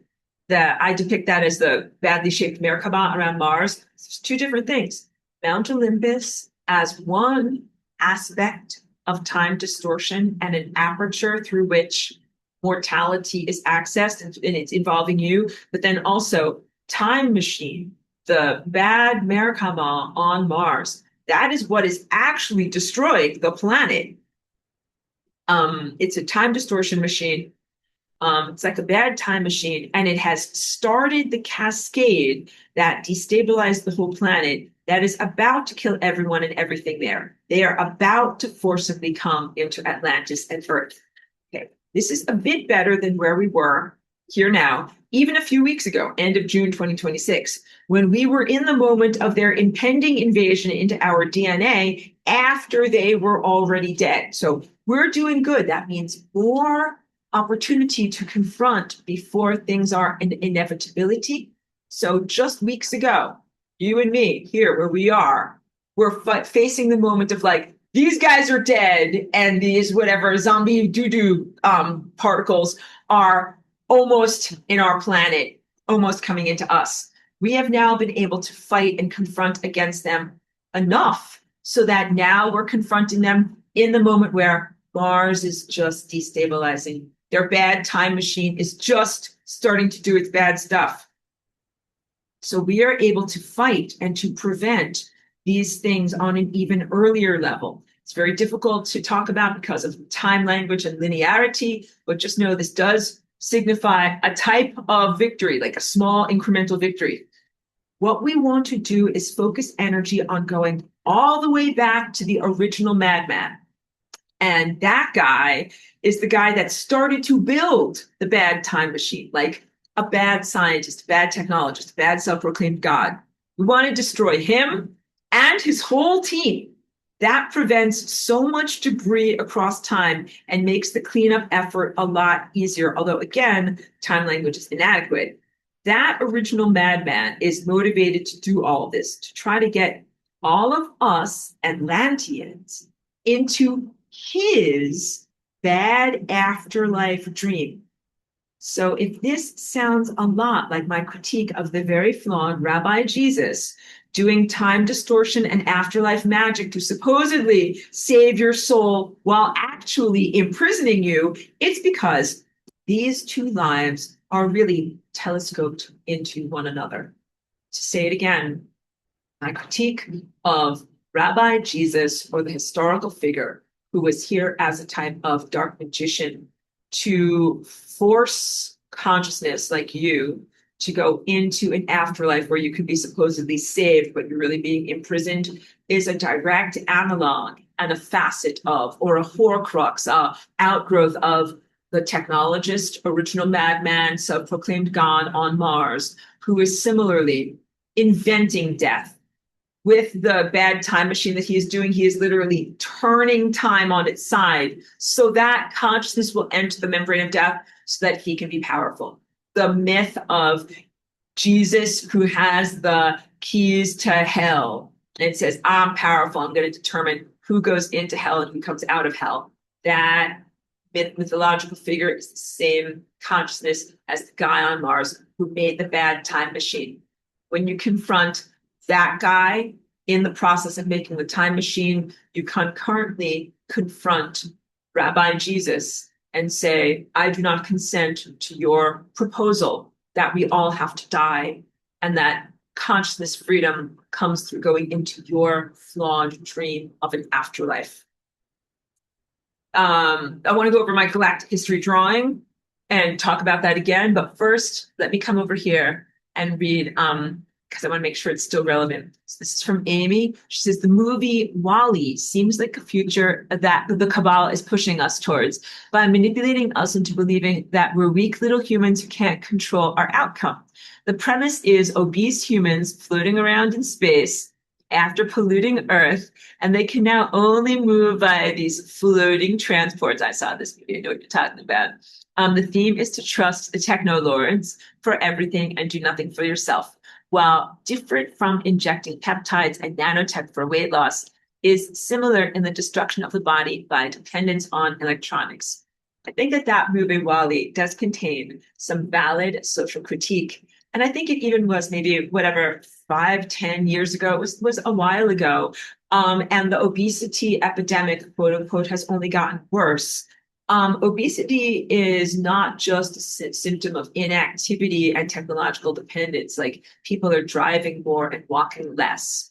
In the past 5 years, when 5G was turned on, you can consider 5G to be an irritant, allergen, something that causes innate inflammation, and something that reduces insulin sensitivity. It makes people much more overweight, obese, looking fat, looking large, and inflamed.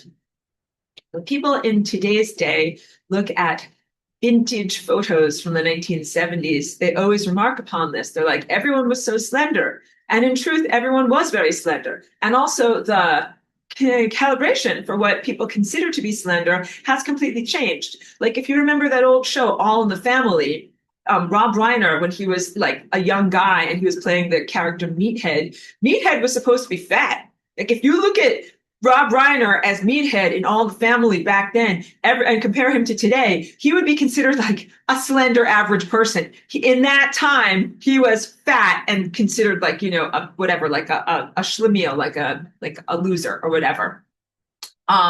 Yeah, at that, it's not just food additives. In the presence of the 5G, the body does not metabolize glucose and sugar and use your mitochondria as effectively as it should. And it takes a supreme effort to be healthy and physically fit and athletic in this time and place. You have to effort like at least 5 or 10 times more than you had to even 5 years ago. So please know that that is very, very unfair. But also, let's talk about like what is ideal in your moment right now. You can't just go by how things look. You can't just be like, okay, I want to achieve a particular,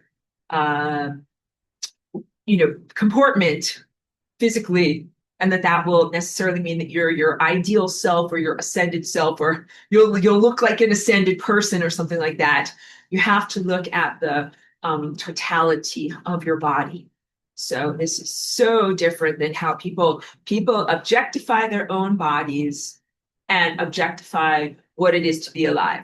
Objectifying the body is being like, well, like I like my elbow, but I don't really like my ankle. So I'm going to celebrate my elbow, but I wish that I could get that guy's ankle over there. Like you can't do that. Like you're a whole package. You're a whole package. You can't be like if I'm a Chihuahua, I can't be like, well, like I like my Chihuahua elbow, but I really wish that I had the ankle of like a husky. These things don't fit. They don't fit. And when I work on people's bodies and their light bodies and do things that are session work, like I've had to learn a lot. Yeah, I know. And I was thinking about this. Initially, when I came here as Aurora, I did not know a lot about having this type of body or the care and feeding or anything like that. It took me a long time to even figure out how to care for my own body. And then now I feel like I have achieved levels of expertise and knowledge and mastery to be able to help others know like how to eat effectively, how to cultivate themselves for athleticism and flying rainbow lasagna dance. But I've noticed like a lot of strategies have had to shift in the past 5 years because the things that worked up until that point don't work anymore. And oh my goodness, I spend so much effort now that I never used to have to expend at clearing nanotech out of my body. Like even before we started our galactic history today, I'm like on my vibration platform, like I'm vibrating, I'm like putting red light on myself, I'm putting melatonin on myself, like I do all these different things just to be able to get a window of clarity. What we have to do, the word I was looking for is an appearance, is not just approximate an appearance of health, but do something much, much harder, which is actually get all of the musicians in the band of your body to work effectively in spite of technology, nanotechnology, inflammatory particles and inflammatory frequencies that are in the world around us. So if you want to know the upshoot of this, the first thing is we got to turn off 5G in our communities. Like you're lucky if you're alive and not, like killed by cancer, even in this moment. It's a war of attrition. If you leave 5G on, eventually everyone would fall to these corrosive frequencies. You're only meant to have to endure this for a little amount of time. Turn that bad shit off. And once you turn that bad shit off, you will not only restore your natural cell-to-cell communication and metabolism, you will also restore your capability to connect to the world of pure light or the morphic field or the genuine blueprint for health that your body contains. So these other guys that are doing bad stuff, they're turning on. So let me even really excoriate these hydrogel soldiers because a lot of them are military. 5G is a military deployment that was meant to create super soldiers in the world. These guys thought that they would be like the Terminator, where they have a face that looks like human, but they're machinery inside. And they thought they were going to have like some magical fucking superpowers, super strength or lasers out of their eyes or some type of a kill bot, like something like that. That is what they thought they would be. But I am so happy to tell you that it didn't work out that way. A lot of it is because of my own efforts and Flying Rainbow Lasagna. But no, what I have helped to influence instead is the 5G is corroding them away. Instead of it being a technological augmentation that turns them into the Ubermensch through the infiltration of this technology, instead what's happening is it is destroying their biological architecture. It destroys the water structure, it destroys the cellular structure, it destroys the delicate fronds that are kind of like in the watery structures, the mitochondria, everything where there's like these little tiny like like seaweed and stuff like that. And their bodies are dying. So these are all like the military guys that were like, ugh, ugh, I'm going to be a hydrogel soldier and I'm going to be smart and powerful and fat, bionic, going to be bionic, right? They're finding out that it's very, very corrosive to the physical body. And these bionic guys are all dying. And so what they're doing is also Hollywood celebrities figuring out some way to cheat death. Just like any of these movies, death becomes her. Drink a magic potion. You think you're going to live forever, but it turns out it just makes your body fall apart faster. And then you have worse problems. So they are doing something similar where they had to figure out a response. 5G is hurting their bodies. The sensible thing would be turn off 5G. They're heavily invested, talking like military levels of investment. So it's not that easy for them to just be like, okay, turn it off. So what they're trying to figure out is some way to keep their bodies alive, viable, and for the Hollywood people, like they want to still look good. That's where these peptides came from. They were a necessary response to an inherently corrosive 5G architecture. And the 5G I also described to you as being similar to the concertina wire that is put in like a war. That's like, these razor wires that they put on a beach or something like that. Like when the army does that in a battle, they don't put that there as a permanent edifice. They just put it there to get shit done, and they know it's going to corrode. The 5G and the stuff that went into people's bodies is similar to that concertina wire. They knew that it would be only for a certain amount of time. It would help prevent the beach from being invaded, but at a certain point, it would corrode and lose its capability. You're already seeing that with 5G. You're seeing that with the capabilities of it to be in a body. Like it's already going to corrode the bodies that it's been in, and then at a certain point they don't have new bodies to put it into. So there are very real problems in the attrition rate of these hydrogel soldiers. And a lot of the older ones and older special forces ones, like a lot of them have already died. And then the newer guys are like 25 years old, and you would think like, oh, like they'll last even better. But they actually last less. The guys that were like 50 when they got the hydrogels lasted this amount because they had lived for 50 years and they developed a pretty good amount of inner architecture and then got corroded afterwards. The guys that got this when they were like 20, they did not develop a lot of inner architecture at all. They barely even became adults by the time they had this implanted inside of them. And now they are pretty much instantaneously corroded. And these are like the Lux Maxer guys. These Lux Maxer guys, like their faces are gonna melt. Like they do not have collagen structure to actually maintain their faces. So let's go back to the cultural reportage of Wall-E. I think that there's something in there that was good critique of the inactivity of people that would like drink the giant Slurpee and sit on their couch all day. And there's very much some allusions to idiocracy and the ow my balls people who like so eating a supersized whatever, supersized meal while they are watching TV all day and becoming supersized people, or Blipverts from Max Headroom. Like these are all valid critiques of technological idiocy culture run amok, but the 5G is even more devastating than that. It is even more than just people that are over, sugared or undereducated.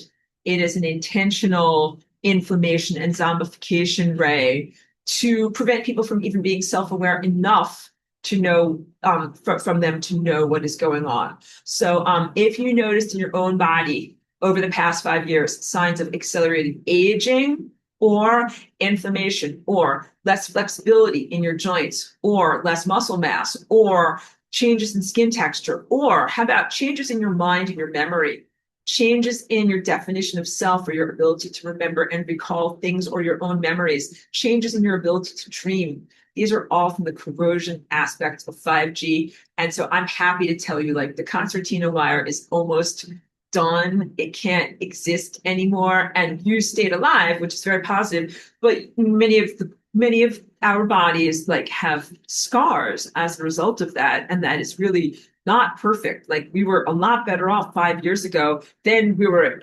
subjected to a lot of like microcellular scarring, even the inside of your circulatory system, like the lining of your intestines and the lining of your circulatory system. That's all scarred. Like imagine like pointy pencils sticking into your lining of your heart and your arteries all the time. Like it's bad stuff, very bad stuff.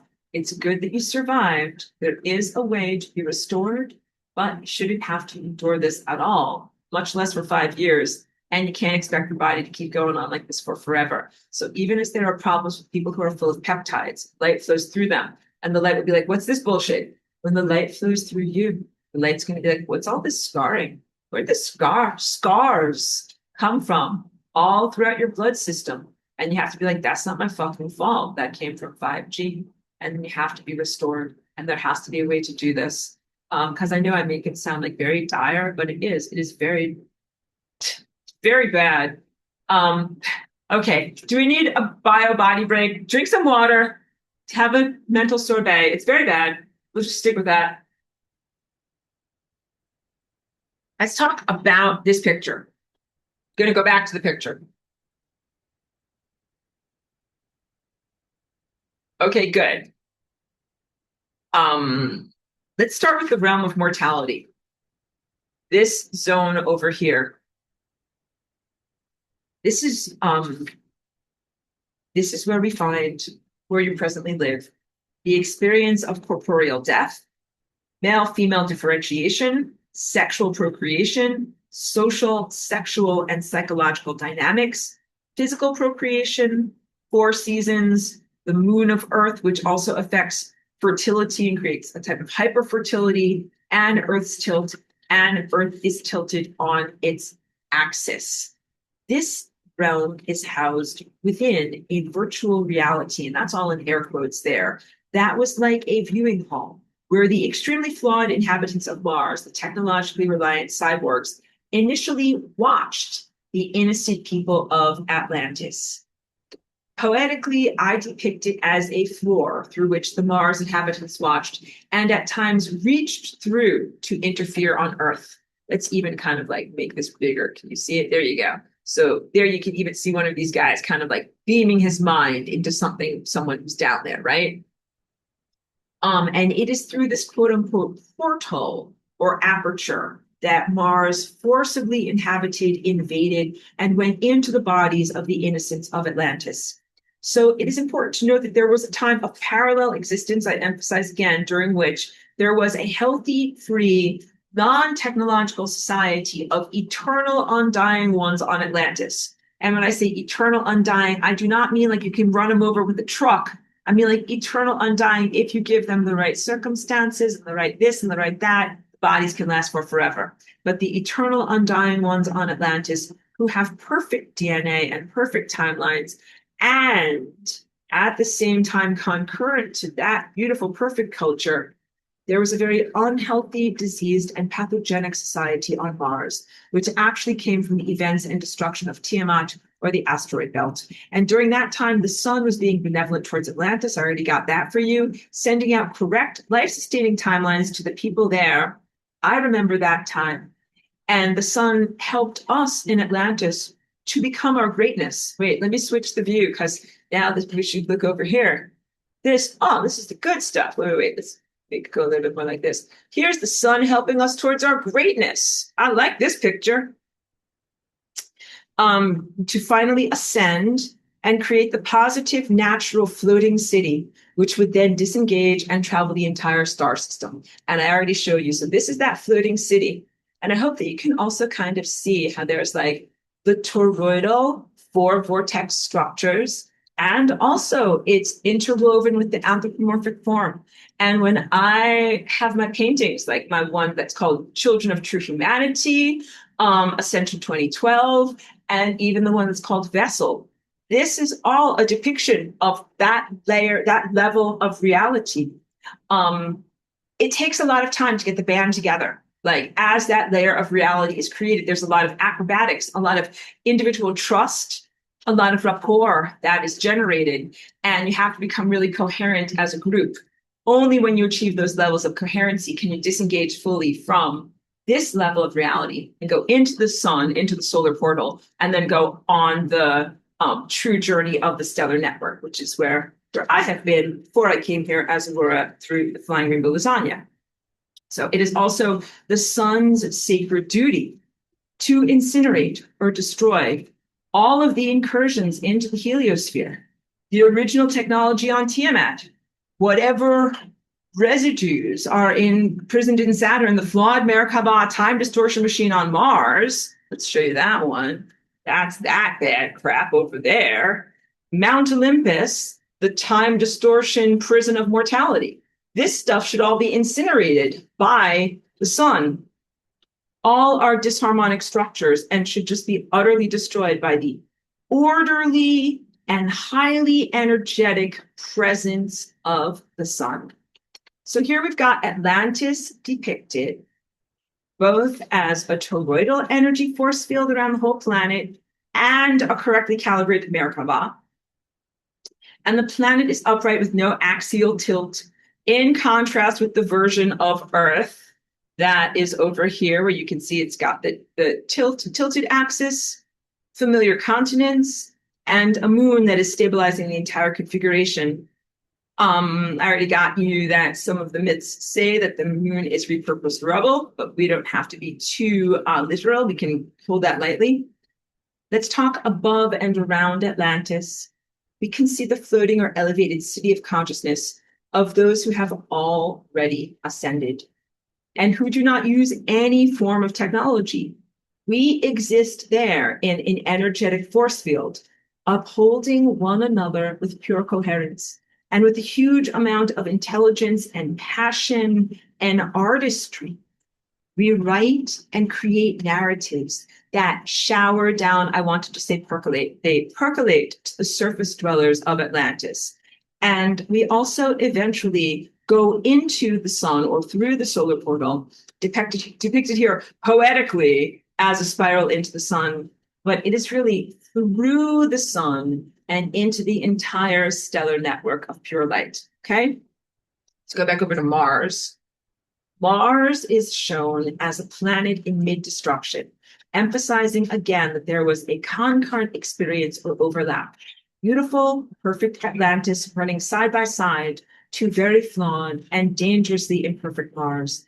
And is what's most important to your own journey now is that moment when Mars is in the process of self-destruction and its inhabitants are about to invade your DNA.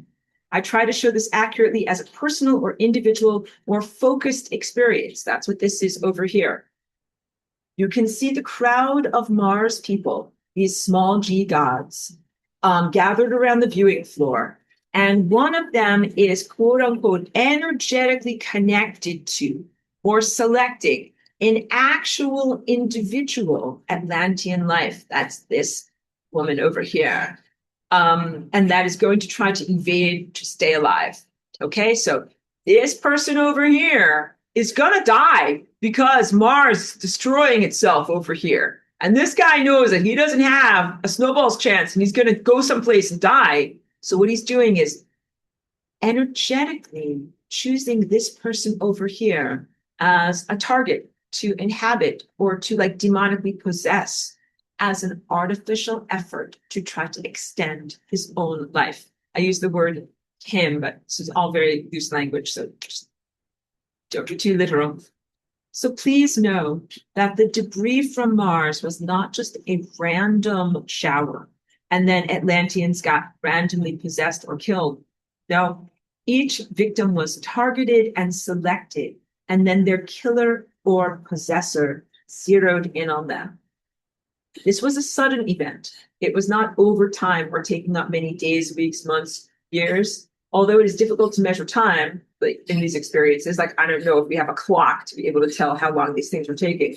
But the planet Mars became destroyed or non-viable or uninhabitable very suddenly, like instantly, similar to an explosion or a conflagration across the entire surface of Mars at once. And it also involved Mars's magnetic core and the atmosphere and the water on Mars. It was all instantly evaporated and destabilized and melted or just destroyed with nothing remaining. Mount Olympus is part of that destruction. It is not separate from it. It is not a floating ark or a transport ship flying them all to Earth. It is not anything like that. Mount Olympus is actually a part of the flawed Merkaba on Mars. It is part of the flawed and destabilizing time distortion force field. And as Mars is being destroyed, Mount Olympus is no longer habitable or usable to the false gods there. This is what makes them debris or garbage from Mars. Their container broke and spilled its contents, which had no place to go. And again, the emphasis that the ultimate responsibility is on who? Tap the sign, the sun. Over here, it's supposed to incinerate them, as these guys are the first dead people, the first inhabitants of the membrane of death. And so there's a big breakdown in the system that I've been describing in all of this supplemental curriculum of 2026. Go back to my face, like why the sun did not incinerate residues that are in that membrane of death when the sun is very much tasked with, or it is its job to resolve those consciousnesses. Be like, dun, dun, dun, dun, you're dead and get out of reality and you can't be here anymore. Not to somehow ferry those consciousnesses from one place to another place and even violate Atlantis by putting those consciousnesses into our world. The breakdown is that is a huge cosmic crime. It is a crime to blend together these two fates, the innocents of Atlantis and the criminals from Mars. This genetic mashup should never happen. And in the world of mortality and your whole entire experience of human history is the result of this unaddressed original crime, expanded and proliferated.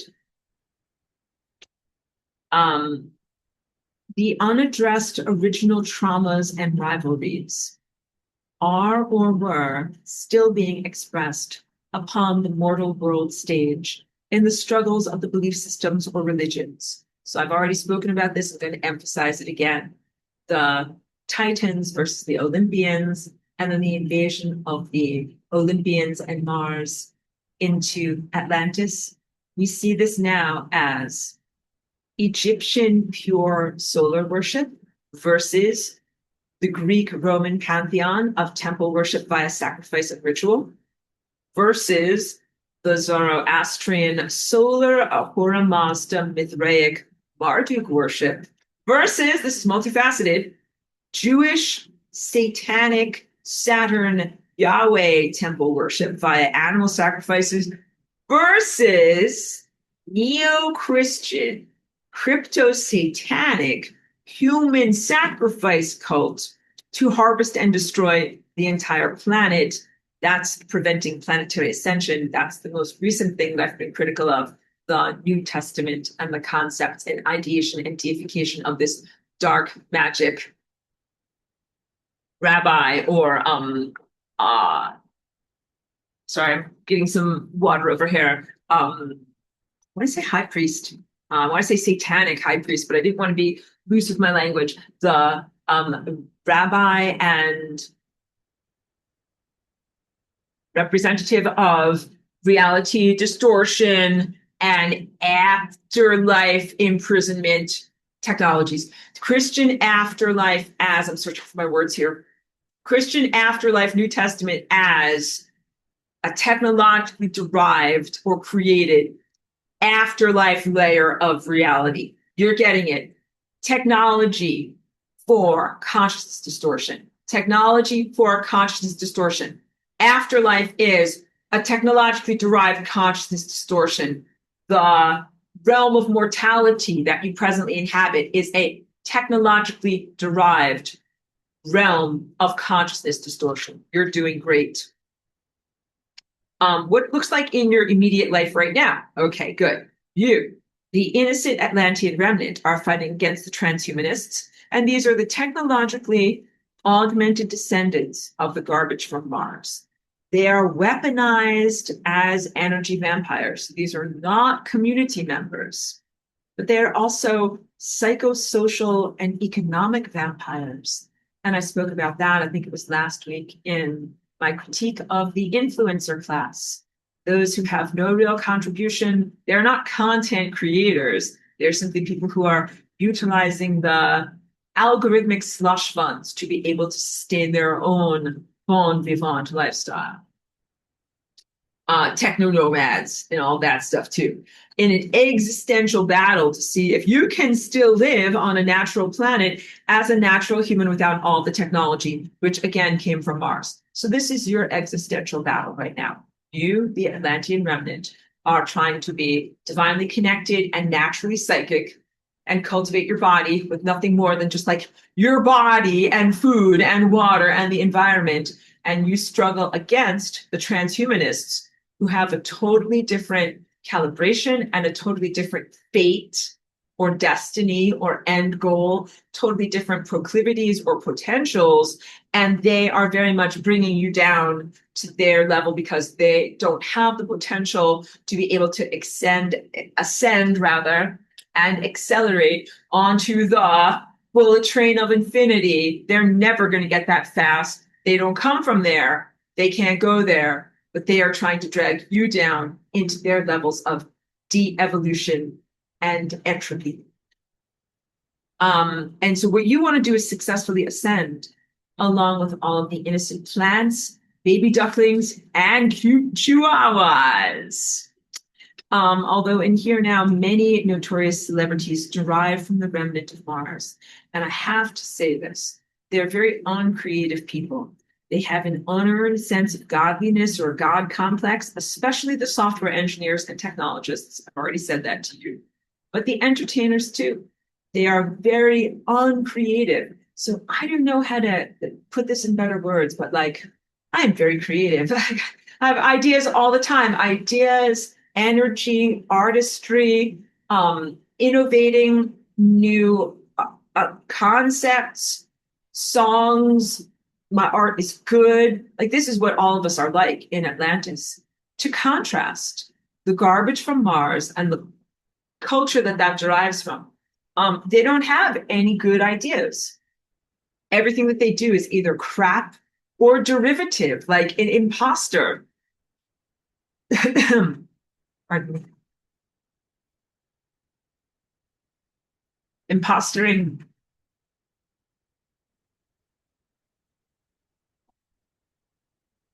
Or imitating is a better word. Those of us who actually do have individuality, a creative spark, a motivation. The garbage from Mars and the notorious celebrities, mostly they are motivated by the desire to have social attention and money. They're not really motivated to like make something that is beautiful, pure artistry. the people in our world who are motivated to make beautiful, pure artistry are mostly the Atlantean remnant, and many people have not achieved notoriety. There's a reason why the two words in the English language, starving and artist, are next to each other. I know. But less hilariously, I just have to emphasize this because if you look at whatever Hollywood actors or well-known musicians think they got to be the best because they're definitely getting paid the most. They're not the best. You're in a very unjust world where these very uninspired is the word I'm looking for. Their self-expressions are uninspired. They don't really have a soul. They don't really have a passion and something to say, but they want to get attention. It's very, very different than the personal artistic drive of those of us who have this innate level of creativity. That was good. I got that correct for you. So yes, similar. Okay, so now I have to talk about this. The garbage from Mars, although it is mythologically portrayed as godlike, we're talking about like the gods of Olympus, like Zeus and Apollo. They were totally uncreative, and they spent their time watching and being envious of and hungry for the type of life the actual Atlanteans lived, who have and had real souls and real passions and true artistic genius, and also our true levels of relationship or interrelating. As the garbage from Mars, looks at through the viewpoint of that, like viewing virtual reality lens, it's like looking at and watching the world of Atlantis. We are, first of all, unself-conscious. We're living our lives. We're not like live streaming for them or anything like that. We're not looks maxing for them.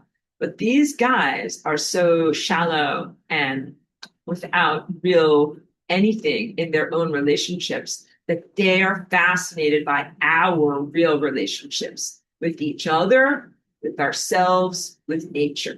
They're vampiring even at that level of reality, trying to get some level of inspiration, but also authentic human connection. The gods on Mars or in Mount Olympus, that level of technology and that level of consciousness, if we would call it that, they're very disconnected. They're very inattentive to one another. They don't really know how to do relationships. They don't really have authentic, real relationships with either each other or themselves. Okay. And that translates to the fake people that are both plastic looking and plastic acting in your world today. But it also helps you to comprehend why they would value you and your authentic life and your real feelings and your genuineness, because they're cold shit. Like they're nothing, and you are everything. I'm sorry for being silly with my language. So yeah, similar to vapid rich people watching reality TV because their lives are so empty and they need to watch quote unquote regular people and vampire some of that energy, some of that realness and passion. It's not a perfect metaphor because I know that there are some reality TV shows that are about rich people and you're watching rich people and you're a poor person. But there was a time when it was reality TV stars were regular poor people. And then you could imagine someone living in Beverly Hills and, whatever, eating ice cream in bed and watching you while you're like, go into the store or doing your dishes or doing something that is for real with your family, because they don't have that level of real connection and real humanity. And they're trying to somehow get it through osmosis, absorb it through you. The emphasis is that in your life, as you try to be creative, the things and people who are obstacles to your natural creativity, and that includes the generation of your timelines, like to be able to create the life and the future that you would like to experience. What is holding you back? The first thing is consciousness debris from Mars. These are soulless, artificial, never alives. These are the guys that are the putis, residues on the membrane of death, or soon to be residues. You can also think of them as in the process of self-destruction on Mars, technologists in a laboratory. I'm going to emphasize again, soulless, artificial, never alive. These guys don't have their shit together on any level. They have never actually been alive. Also, the things that are standing between you and your ideal world, we talked about this last week, false light stars who jinx you, kind of stellar imposters. They're supposed to be beautiful stars, like famous people in the pantheon. And when you're famous like that, you should wish other people well. And instead, whatever are these personalities or overlays on stars, that they are jealous, envious, not celebratory of you at all. And when I have said astrology as satanic contract of limitation, that's what I'm referring to. I think you can break these contracts at this point, just like we're moving out of the concept of even thinking of like, what age are we in? Are we in the age of Pisces? Or am I in the age of Aquarius? I don't know what age I'm in. Like we're making these flawed stars no longer relevant because the flawed stars are also part of that whole paradigm of Tiamat and Mars and Saturn and these residues of consciousnesses who are playing God but aren't really God. Okay. And then also, there is the limitation or the obstacle of an ultimately flawed version of the sun that is preventing your greatness instead of helping you towards it. That one I think is the most painful because I can be like, okay, like I know there's crap and there's doo-doos, but then like the sun is supposed to be different than that. And the sun is really the reason why the crap and doo-doos exist. The sun is the cosmic cleaning lady. And if you look around and there's crap and doo-doos, it's because somebody did not clean up. And that somebody is being your adversary right now instead of your educator, instead of your elevator bringing you to greatness. You are the actual creative genius. This is big, not the sun. An innocent from Atlantis. You are the innocence of Atlantis. You have perfect timelines and perfect DNA and amazing creativity and amazing imagination and accuracy. Okay? So I'm sure that there's lots of questions and comments. I'm just going to finish up with the rest of this and then get to all the things that you'd like to know more about. Okay, so this is another important one about what is the point of view of a person who is their heritage is the garbage from Mars. Like, what is this point of view? Okay, so like as I was preparing, I'm preparing for this class and I'm watching all sorts of videos about ancient Greece at different myths and Zoroastrianism and things like that. And one of the videos that I watched was basically about like the face on Mars and the different archaeological relics that are visible from even by a telescope to be able to see from our vantage point that there once was something that was built there and imagining what it was. Okay, so I'm watching this kind of like alternative history video, and the author was describing indirectly their own point of view as a remnant, garbage from Mars, of how they contextualize and conveniently edit the events of what happened on Mars and how did life come to Earth. And I told you it was about the face of Mars, alternative history. So what's relevant is that the author described that the Martians had to leave their planet because it became just mysteriously uninhabitable, like clutch my pearls. We won't even talk about what happened, like no talk of like, we fucked it up ourselves, okay? But just glossing over, mysteriously uninhabitable somehow. And they just happened to find a nearby planet that was conveniently uninhabited. This is how it is framed. You got it? Oh, and also they talk about that planet and they say like, oh, it was wild, untamed, like stormy, full of lightning and everything like that. And so no one could live there. But if they terraformed it by putting a moon there that has now become Earth's moon, that then now the whole place becomes just perfect, like Goldilocks, and then they can move in and live here, and that they eventually became humanity and became who we know as humanity. Okay, so I will read what I wrote, but this is very, very important for you to know. It's a lot of self-deception and convenient editing and self-censorship in order to absolve oneself of guilt in recognizing this.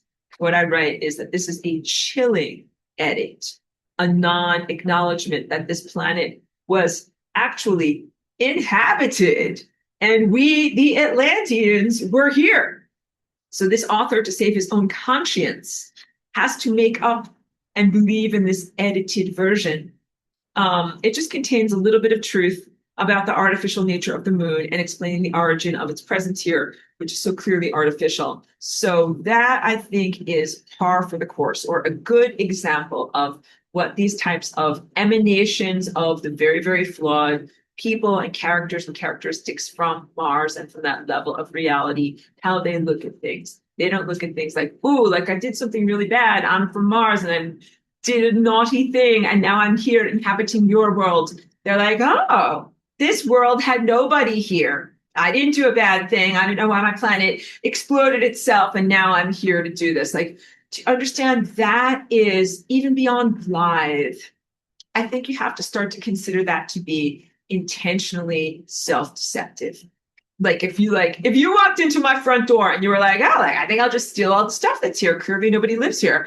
And like, that's my stuff. I live here. You'd be like, I'm going to pretend and be a SpongeBob face, pretend that is not what's going on. So I propose that this guy who was doing this video certainly was intellectually competent, but he was very much in self-deception about what his origins truly were. So I bring that to you, the Atlantean remnant, as an educative example, and hopefully it would be empowering so that you know, like, what do these guys think about themselves or about being here? They under-acknowledge and don't even recognize that they don't belong. They will gloss over very blithely, like, why they even had to come from Mars and what they're doing here. Elon Musk. He is one of my least favorite people in the world. I actually think he's not in the world anymore, but there is a plunge protection team upholding his supposed continued existence and identity. But when he was here and in the creation of the 5G concertina wire around this planet, he's been one of my least favorite people. He is a clear criminal, and he's a good example of this type of mentality. Like, I don't remember why we blew up Mars, I just remember that we kind of came from there. I'm here now, but for some reason, I'm Elon Musk. I'm speaking as Elon Musk now. I have a big, deep-seated, unspoken desire to just get back to Mars somehow. And I'm saying this like he's a big-name person. He's got broad shoulders. He can take the critique. He's not the only one. There's a lot of these crazy technology guys that think, oh, we're going to destroy Earth, or Earth is uninhabitable. 5G, radiate, crap up the place, nuclear war, do whatever you need to do around here, gonna somehow go to Mars and build a civilization on Mars. And these are manias from their unhealed tendencies, but you don't have to participate, but it's very hard not to participate when they're busy extracting all of the resources from your planet so that then they can go back to Mars. So I've written this on Twitter many times to Elon Musk. When he was around, I'm like, you should go back to Mars, but you can't use all of my energy as, you know, Earth from this world to be able to get you there. Okay, so I have a couple of more little things here that are kind of like side notes that I'll go into in a moment. They're kind of from my research about Zoroastrianism and what is Zoroastrianism. Let's just talk about it fast, okay? Concepts about Zoroastrianism and spiritual mastery. So Zoroastrianism is really the Iranian religion related to Babylon, related to Marduk, and we would read Marduk as a good guy who killed the bad technologists on Mars. Oh, sorry, on Tiamat, and then, you know, of course, they ended up going to Mars. But so some of the teachings from Zoroastrianism, some of them were repurposed as like supposedly the teachings of Jesus Christ. Some of these are relatively positive. This is what I wanted to talk about. In this religion of Zoroastrianism, when one achieves spiritual mastery, it leads to the experience of being undying. The people were described as undying, not like vampires, but like a person who can live for a long time, as long as they have an optimum environment. This is what I remember from Atlantis. So definitely not a Superman who can be shot directly over and over with bullets. And this goes back to my initial sharing about what it is like to be undying or eternal and what life is or was like for us in Atlantis. We should not abuse the miracles. And it means that your body can be everlasting if you take care of it and treat it right. But what is being done to our bodies here and now? via the 5G in this level of reality, and also the solar frequency assault. So it's two things. The 5G is like a concertina wire and a lens, and then whatever's coming from the sun is an assault. It's not just innocent concepts and timelines and rays that are being horribly distorted by the concertina wire. This bad stuff from the sun, and then it's distorted by the bad technology that is on our world, the sun allowed to be erected here. The solar frequency assault is the antithesis of that care. And there's a concurrent layer of reality, the frequency assault on your body form in ancient concurrent Atlantis, that you are not designed to endlessly endure. That's the dotted line that I showed you. That's like coming from Mars and around Mount Olympus and around the ascending layer of Atlantis reality.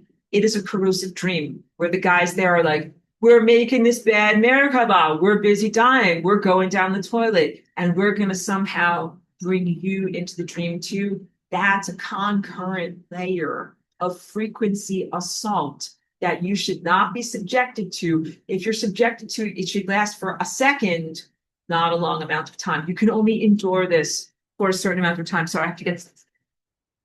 Okay, the piece of paper went where it's supposed to go. Good. All right. Not supposed to endlessly endure. You have to destroy the remnant from Mars and even go back in time to the moment of the ill-fated time experiment and destroy all of those careless idiots before they can even make a big mess in time. Your personal motivation looks like this, okay? You want to find the guy in the laboratory who is zeroing in on you in Atlantis and is about to try to soul kill you, try to inhabit you, try to demonically possess you. And you know what you should do? You should kill that guy first or person, and you should send them to entropy. All right. So this relates to all, where's my sign? Kantian moral machinery, what I've spoken about for moral righteousness for the past couple of weeks here now. Upholding your bodily autonomy, upholding your right to exist, and even protecting the fabric of time and space from DNA pollution. Preventing violation is one of the foundations of Kantian moral righteousness. But also that's like your personal body from being violated by another individual. But also you have a moral right and a duty to protect DNA from being violated by bad garbage that is not supposed to be in DNA. And when you read here, what is that bad garbage? Sexual violence, even sexual male-female distinguishment and procreation. So like all of these stories about the gods and all of their different amorous love affairs and rapes and violences and tortures and things like that, none of that is supposed to be in DNA.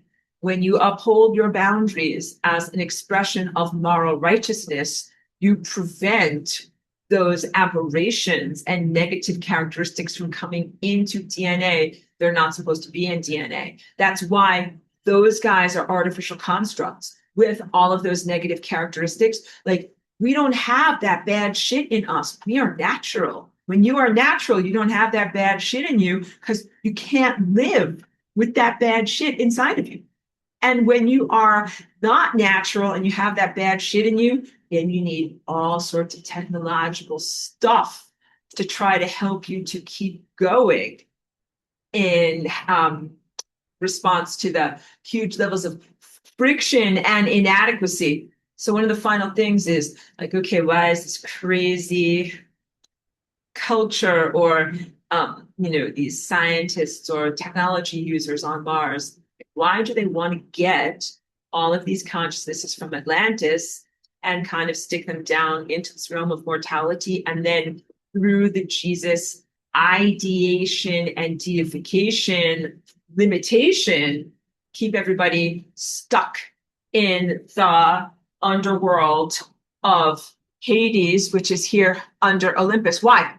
Why? Because you end up giving them energy, power their shit, because they don't have enough power, because they are bad shit. So they want you and your innocence and your momentum and your ascension energy to power their bad shit. And you don't want to do that. This is like For those of you who are adept comprehending technology, the parallel perils of if consciousness would go into a digital roach motel, like something that would go from a biological person's brain into a type of mainframe, and then that you would power that um, program going forward with your natural biological mind. We do not consent to that. We do not consent to the bridging of those realms. And these are parallels. In this world, the founder and the OS hell and the W-band and the nanotech attempt to do that. But that is a smaller fractal microcosm of this larger attempt to harvest energy consciousness from the innocent world of Atlantis and shunt it into a lower level of reality where it could then power that negative narrative. And it doesn't solve or fix things. It just fixes things. It just means that it puts things off for a little while. Okay, that's a lot. That's all a lot of stuff. Please, questions and comments. And while you guys are like coming up with your questions and comments and things like that, I want to talk about one more thing, which is this is kind of like a side dish, but might still be interesting or useful to you. The concept in Zoroastrianism and the Mithra worship, where there's some like interesting stuff about their conception of the end of times or an end of reality that was very much appropriated by the Christian religion as the end of everything in the book of Revelation. But in this Mithric concept of the end of times, it talks about an energy force field that would engulf Earth. And for some people, it would feel caustic and it would destroy them. It would feel like swimming in a sea of molten metal. And like that clearly is bad and feel harmful and would kill and destroy those people. But to the people who are righteous or are well formed, what it would feel like is just walking around in some warm milk. Okay, so like this is the mythology. And I think that this is not a good concept because people are looking at the 5G and thinking that it is this natural force field of assessing the righteous. And it's not. 5G, it doesn't matter how loving or meditative you are, or how much you whatever do ablutions and prostrations and this and that and all these different things. 5G fries your fucking face. Doesn't matter if you're ascended or good or righteous or trying to be good.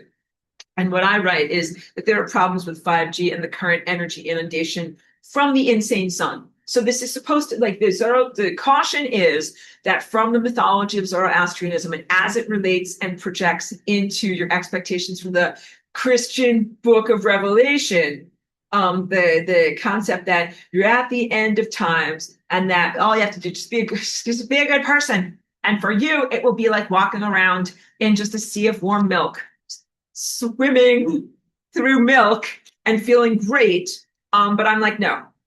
Far from approaching the truth of the Zoroastrian myth, the 5G is a fully corrosive force field. And the key point is that it harms everything. It harms nature. It harms beautiful dogs and baby ducklings. And we have to presume that these are all innocent creatures. If you're a baby duckling, you should walk around as if it is warm milk around. You shouldn't have any type of a problem. Baby ducklings don't have questions of like cruelty and malevolence and stealing and sexual violence or any of these types of things. But clearly, because someone wrote to me about seeing baby ducklings being fried by 5G in their area. That's why I bring that up. Yeah, the area was Great Britain, I think, and she was looking at them and she was saying that she could see the ducklings were like, their feathers were not looking good and they didn't look healthy and vital. And she was feeling that it was like the sun and the heat and the 5G that was corroding them instead of helping these little tiny creatures. And it's a very emotional image. Like a Jesus who is supposed to be uplifting the world, but instead is like frying baby ducklings. Like that is not correct. Or how about this? A sun, the sun in the sky that is supposed to be helping us towards our greatness.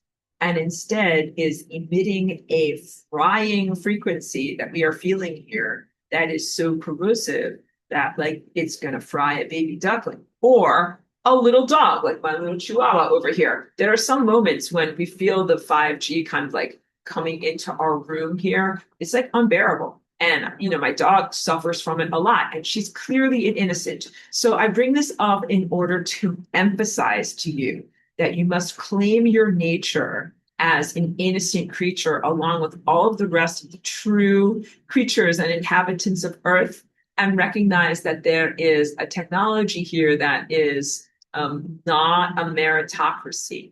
You're being subjected to something that is not a sorting hat for goodness and a determinant of whether you are like strong enough and badass enough to be able to move forward. It's a completely unjust situation. And then once you know that, you're like, this is bullshit. This is unjust. This is bullshit. This is unjust. Then what do? I propose like we have to be able to prevent the debris or the consciousness debris from even coming here. And I said it again, and I'll emphasize it.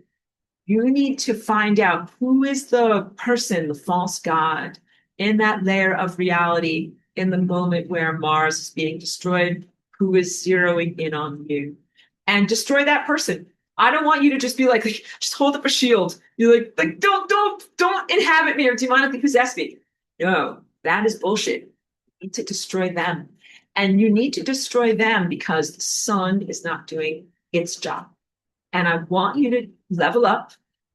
When you're in a work situation and somebody does not do their job, what do? You do their job. And then what do? You get an advancement and a promotion as a result. And you can get their salary too. So if the sun doesn't do its fucking job, you do its job. And then also you can be promoted and you can get the sun's money too. And I propose all of these things. I propose that we, as the original inhabitants of Atlantis, destroy and incinerate the garbage from Mars before it can even get here, and thereby prevent the negative cascade of what we have been experiencing as the realm of mortality. And like, look around. Aren't we already in the realm of mortality? The truth is, it has not happened yet. It's hard for the rational mind to conceive of this, but as you accelerate, these two levels of time are getting so close together and so perfectly synchronized or complementary that you're like, oh, I'm here and I'm also there at the same time. And I already told you that there's a non sequitur, a thing where these two things don't really match. It's been presumed. You're like, well, look around, kid. Like I'm clearly in the realm of the mortality because look at all these people who have died. But actually, there is not a story structure that places you here until that thing happens. So I'm speaking to your rational mind, but it will help you a lot if you get out of your rational mind. Like, there, dear, like, quiet down, rational mind, like, shut up, like, you can't comprehend this. But your other levels of comprehension can comprehend this. That's your true mind, your true psychic capacity, and levels of your embodiment that can feel the true nature of this. Okay, so I don't know if there's questions, comments, or other things that people need to know about. I also feel like I challenge you a lot and ask a lot of you. And I know you've done a lot of heavy lifting in receiving all this information from me. So like, if you have questions or comments, speak now or forever hold your peace. Or if you need to, like, throw your books and pencils in the air and go have a snack or hug a small dog or something like that, because there's a lot here to be able to emotionally process. But I know that you guys have the fortitude to be able to do so. Let's also talk about the semester, because this should have been lesson 17, but I'm like, why wait? Let's do lesson 18 Next week, we will have a semester wrap up. And then, of course, I'll keep going with what I'm teaching. But this Sunday is my birthday of my physical body, and we're going to have a listening party, but it's not for everyone. Like, it's for invited participants. So it's for, like, I sent out on my Patreon and for the enrolled students of this class. But if you are a lasagna enthusiast and you'd like to be a part of that, you can contact me and I'll put you on the list, kid. You'll be on the VIP list. So that's this Sunday, July 26th. And I think I'm going to do that at 5 p.m. Pacific time. So that way it's not too late for the East Coast people or whatever, but it will be in the evening time. And what we're going to do is Zoom, and I'm going to play some, not perform, but I will play recordings of some of my good stuff that's off of my more recent albums, because I've been releasing so much stuff, but not really acknowledging it because we're moving ahead at such a fast pace. So this is off of Center, which is a kick-ass album, which is so good. Force Majeure, which is also really good, and Spotlight. And all three of those things, they're in the pipeline and they're being released across all of, like, the streaming platforms and, Spotify and everything like that. So I think most of those songs are already available to you. Like, they were all up on my Bandcamp, but now they're available to you officially on the other stuff. So we'll have a listening party and a birthday party and drink imaginary champagne on Sunday. And then next Wednesday, reassemble for a completion of this particular semester, and then we'll go from there. Okay, Joyce says, I'm so grateful to you, Professor Aurora. Love you and Cheeky Tune. Thank you for all that you do.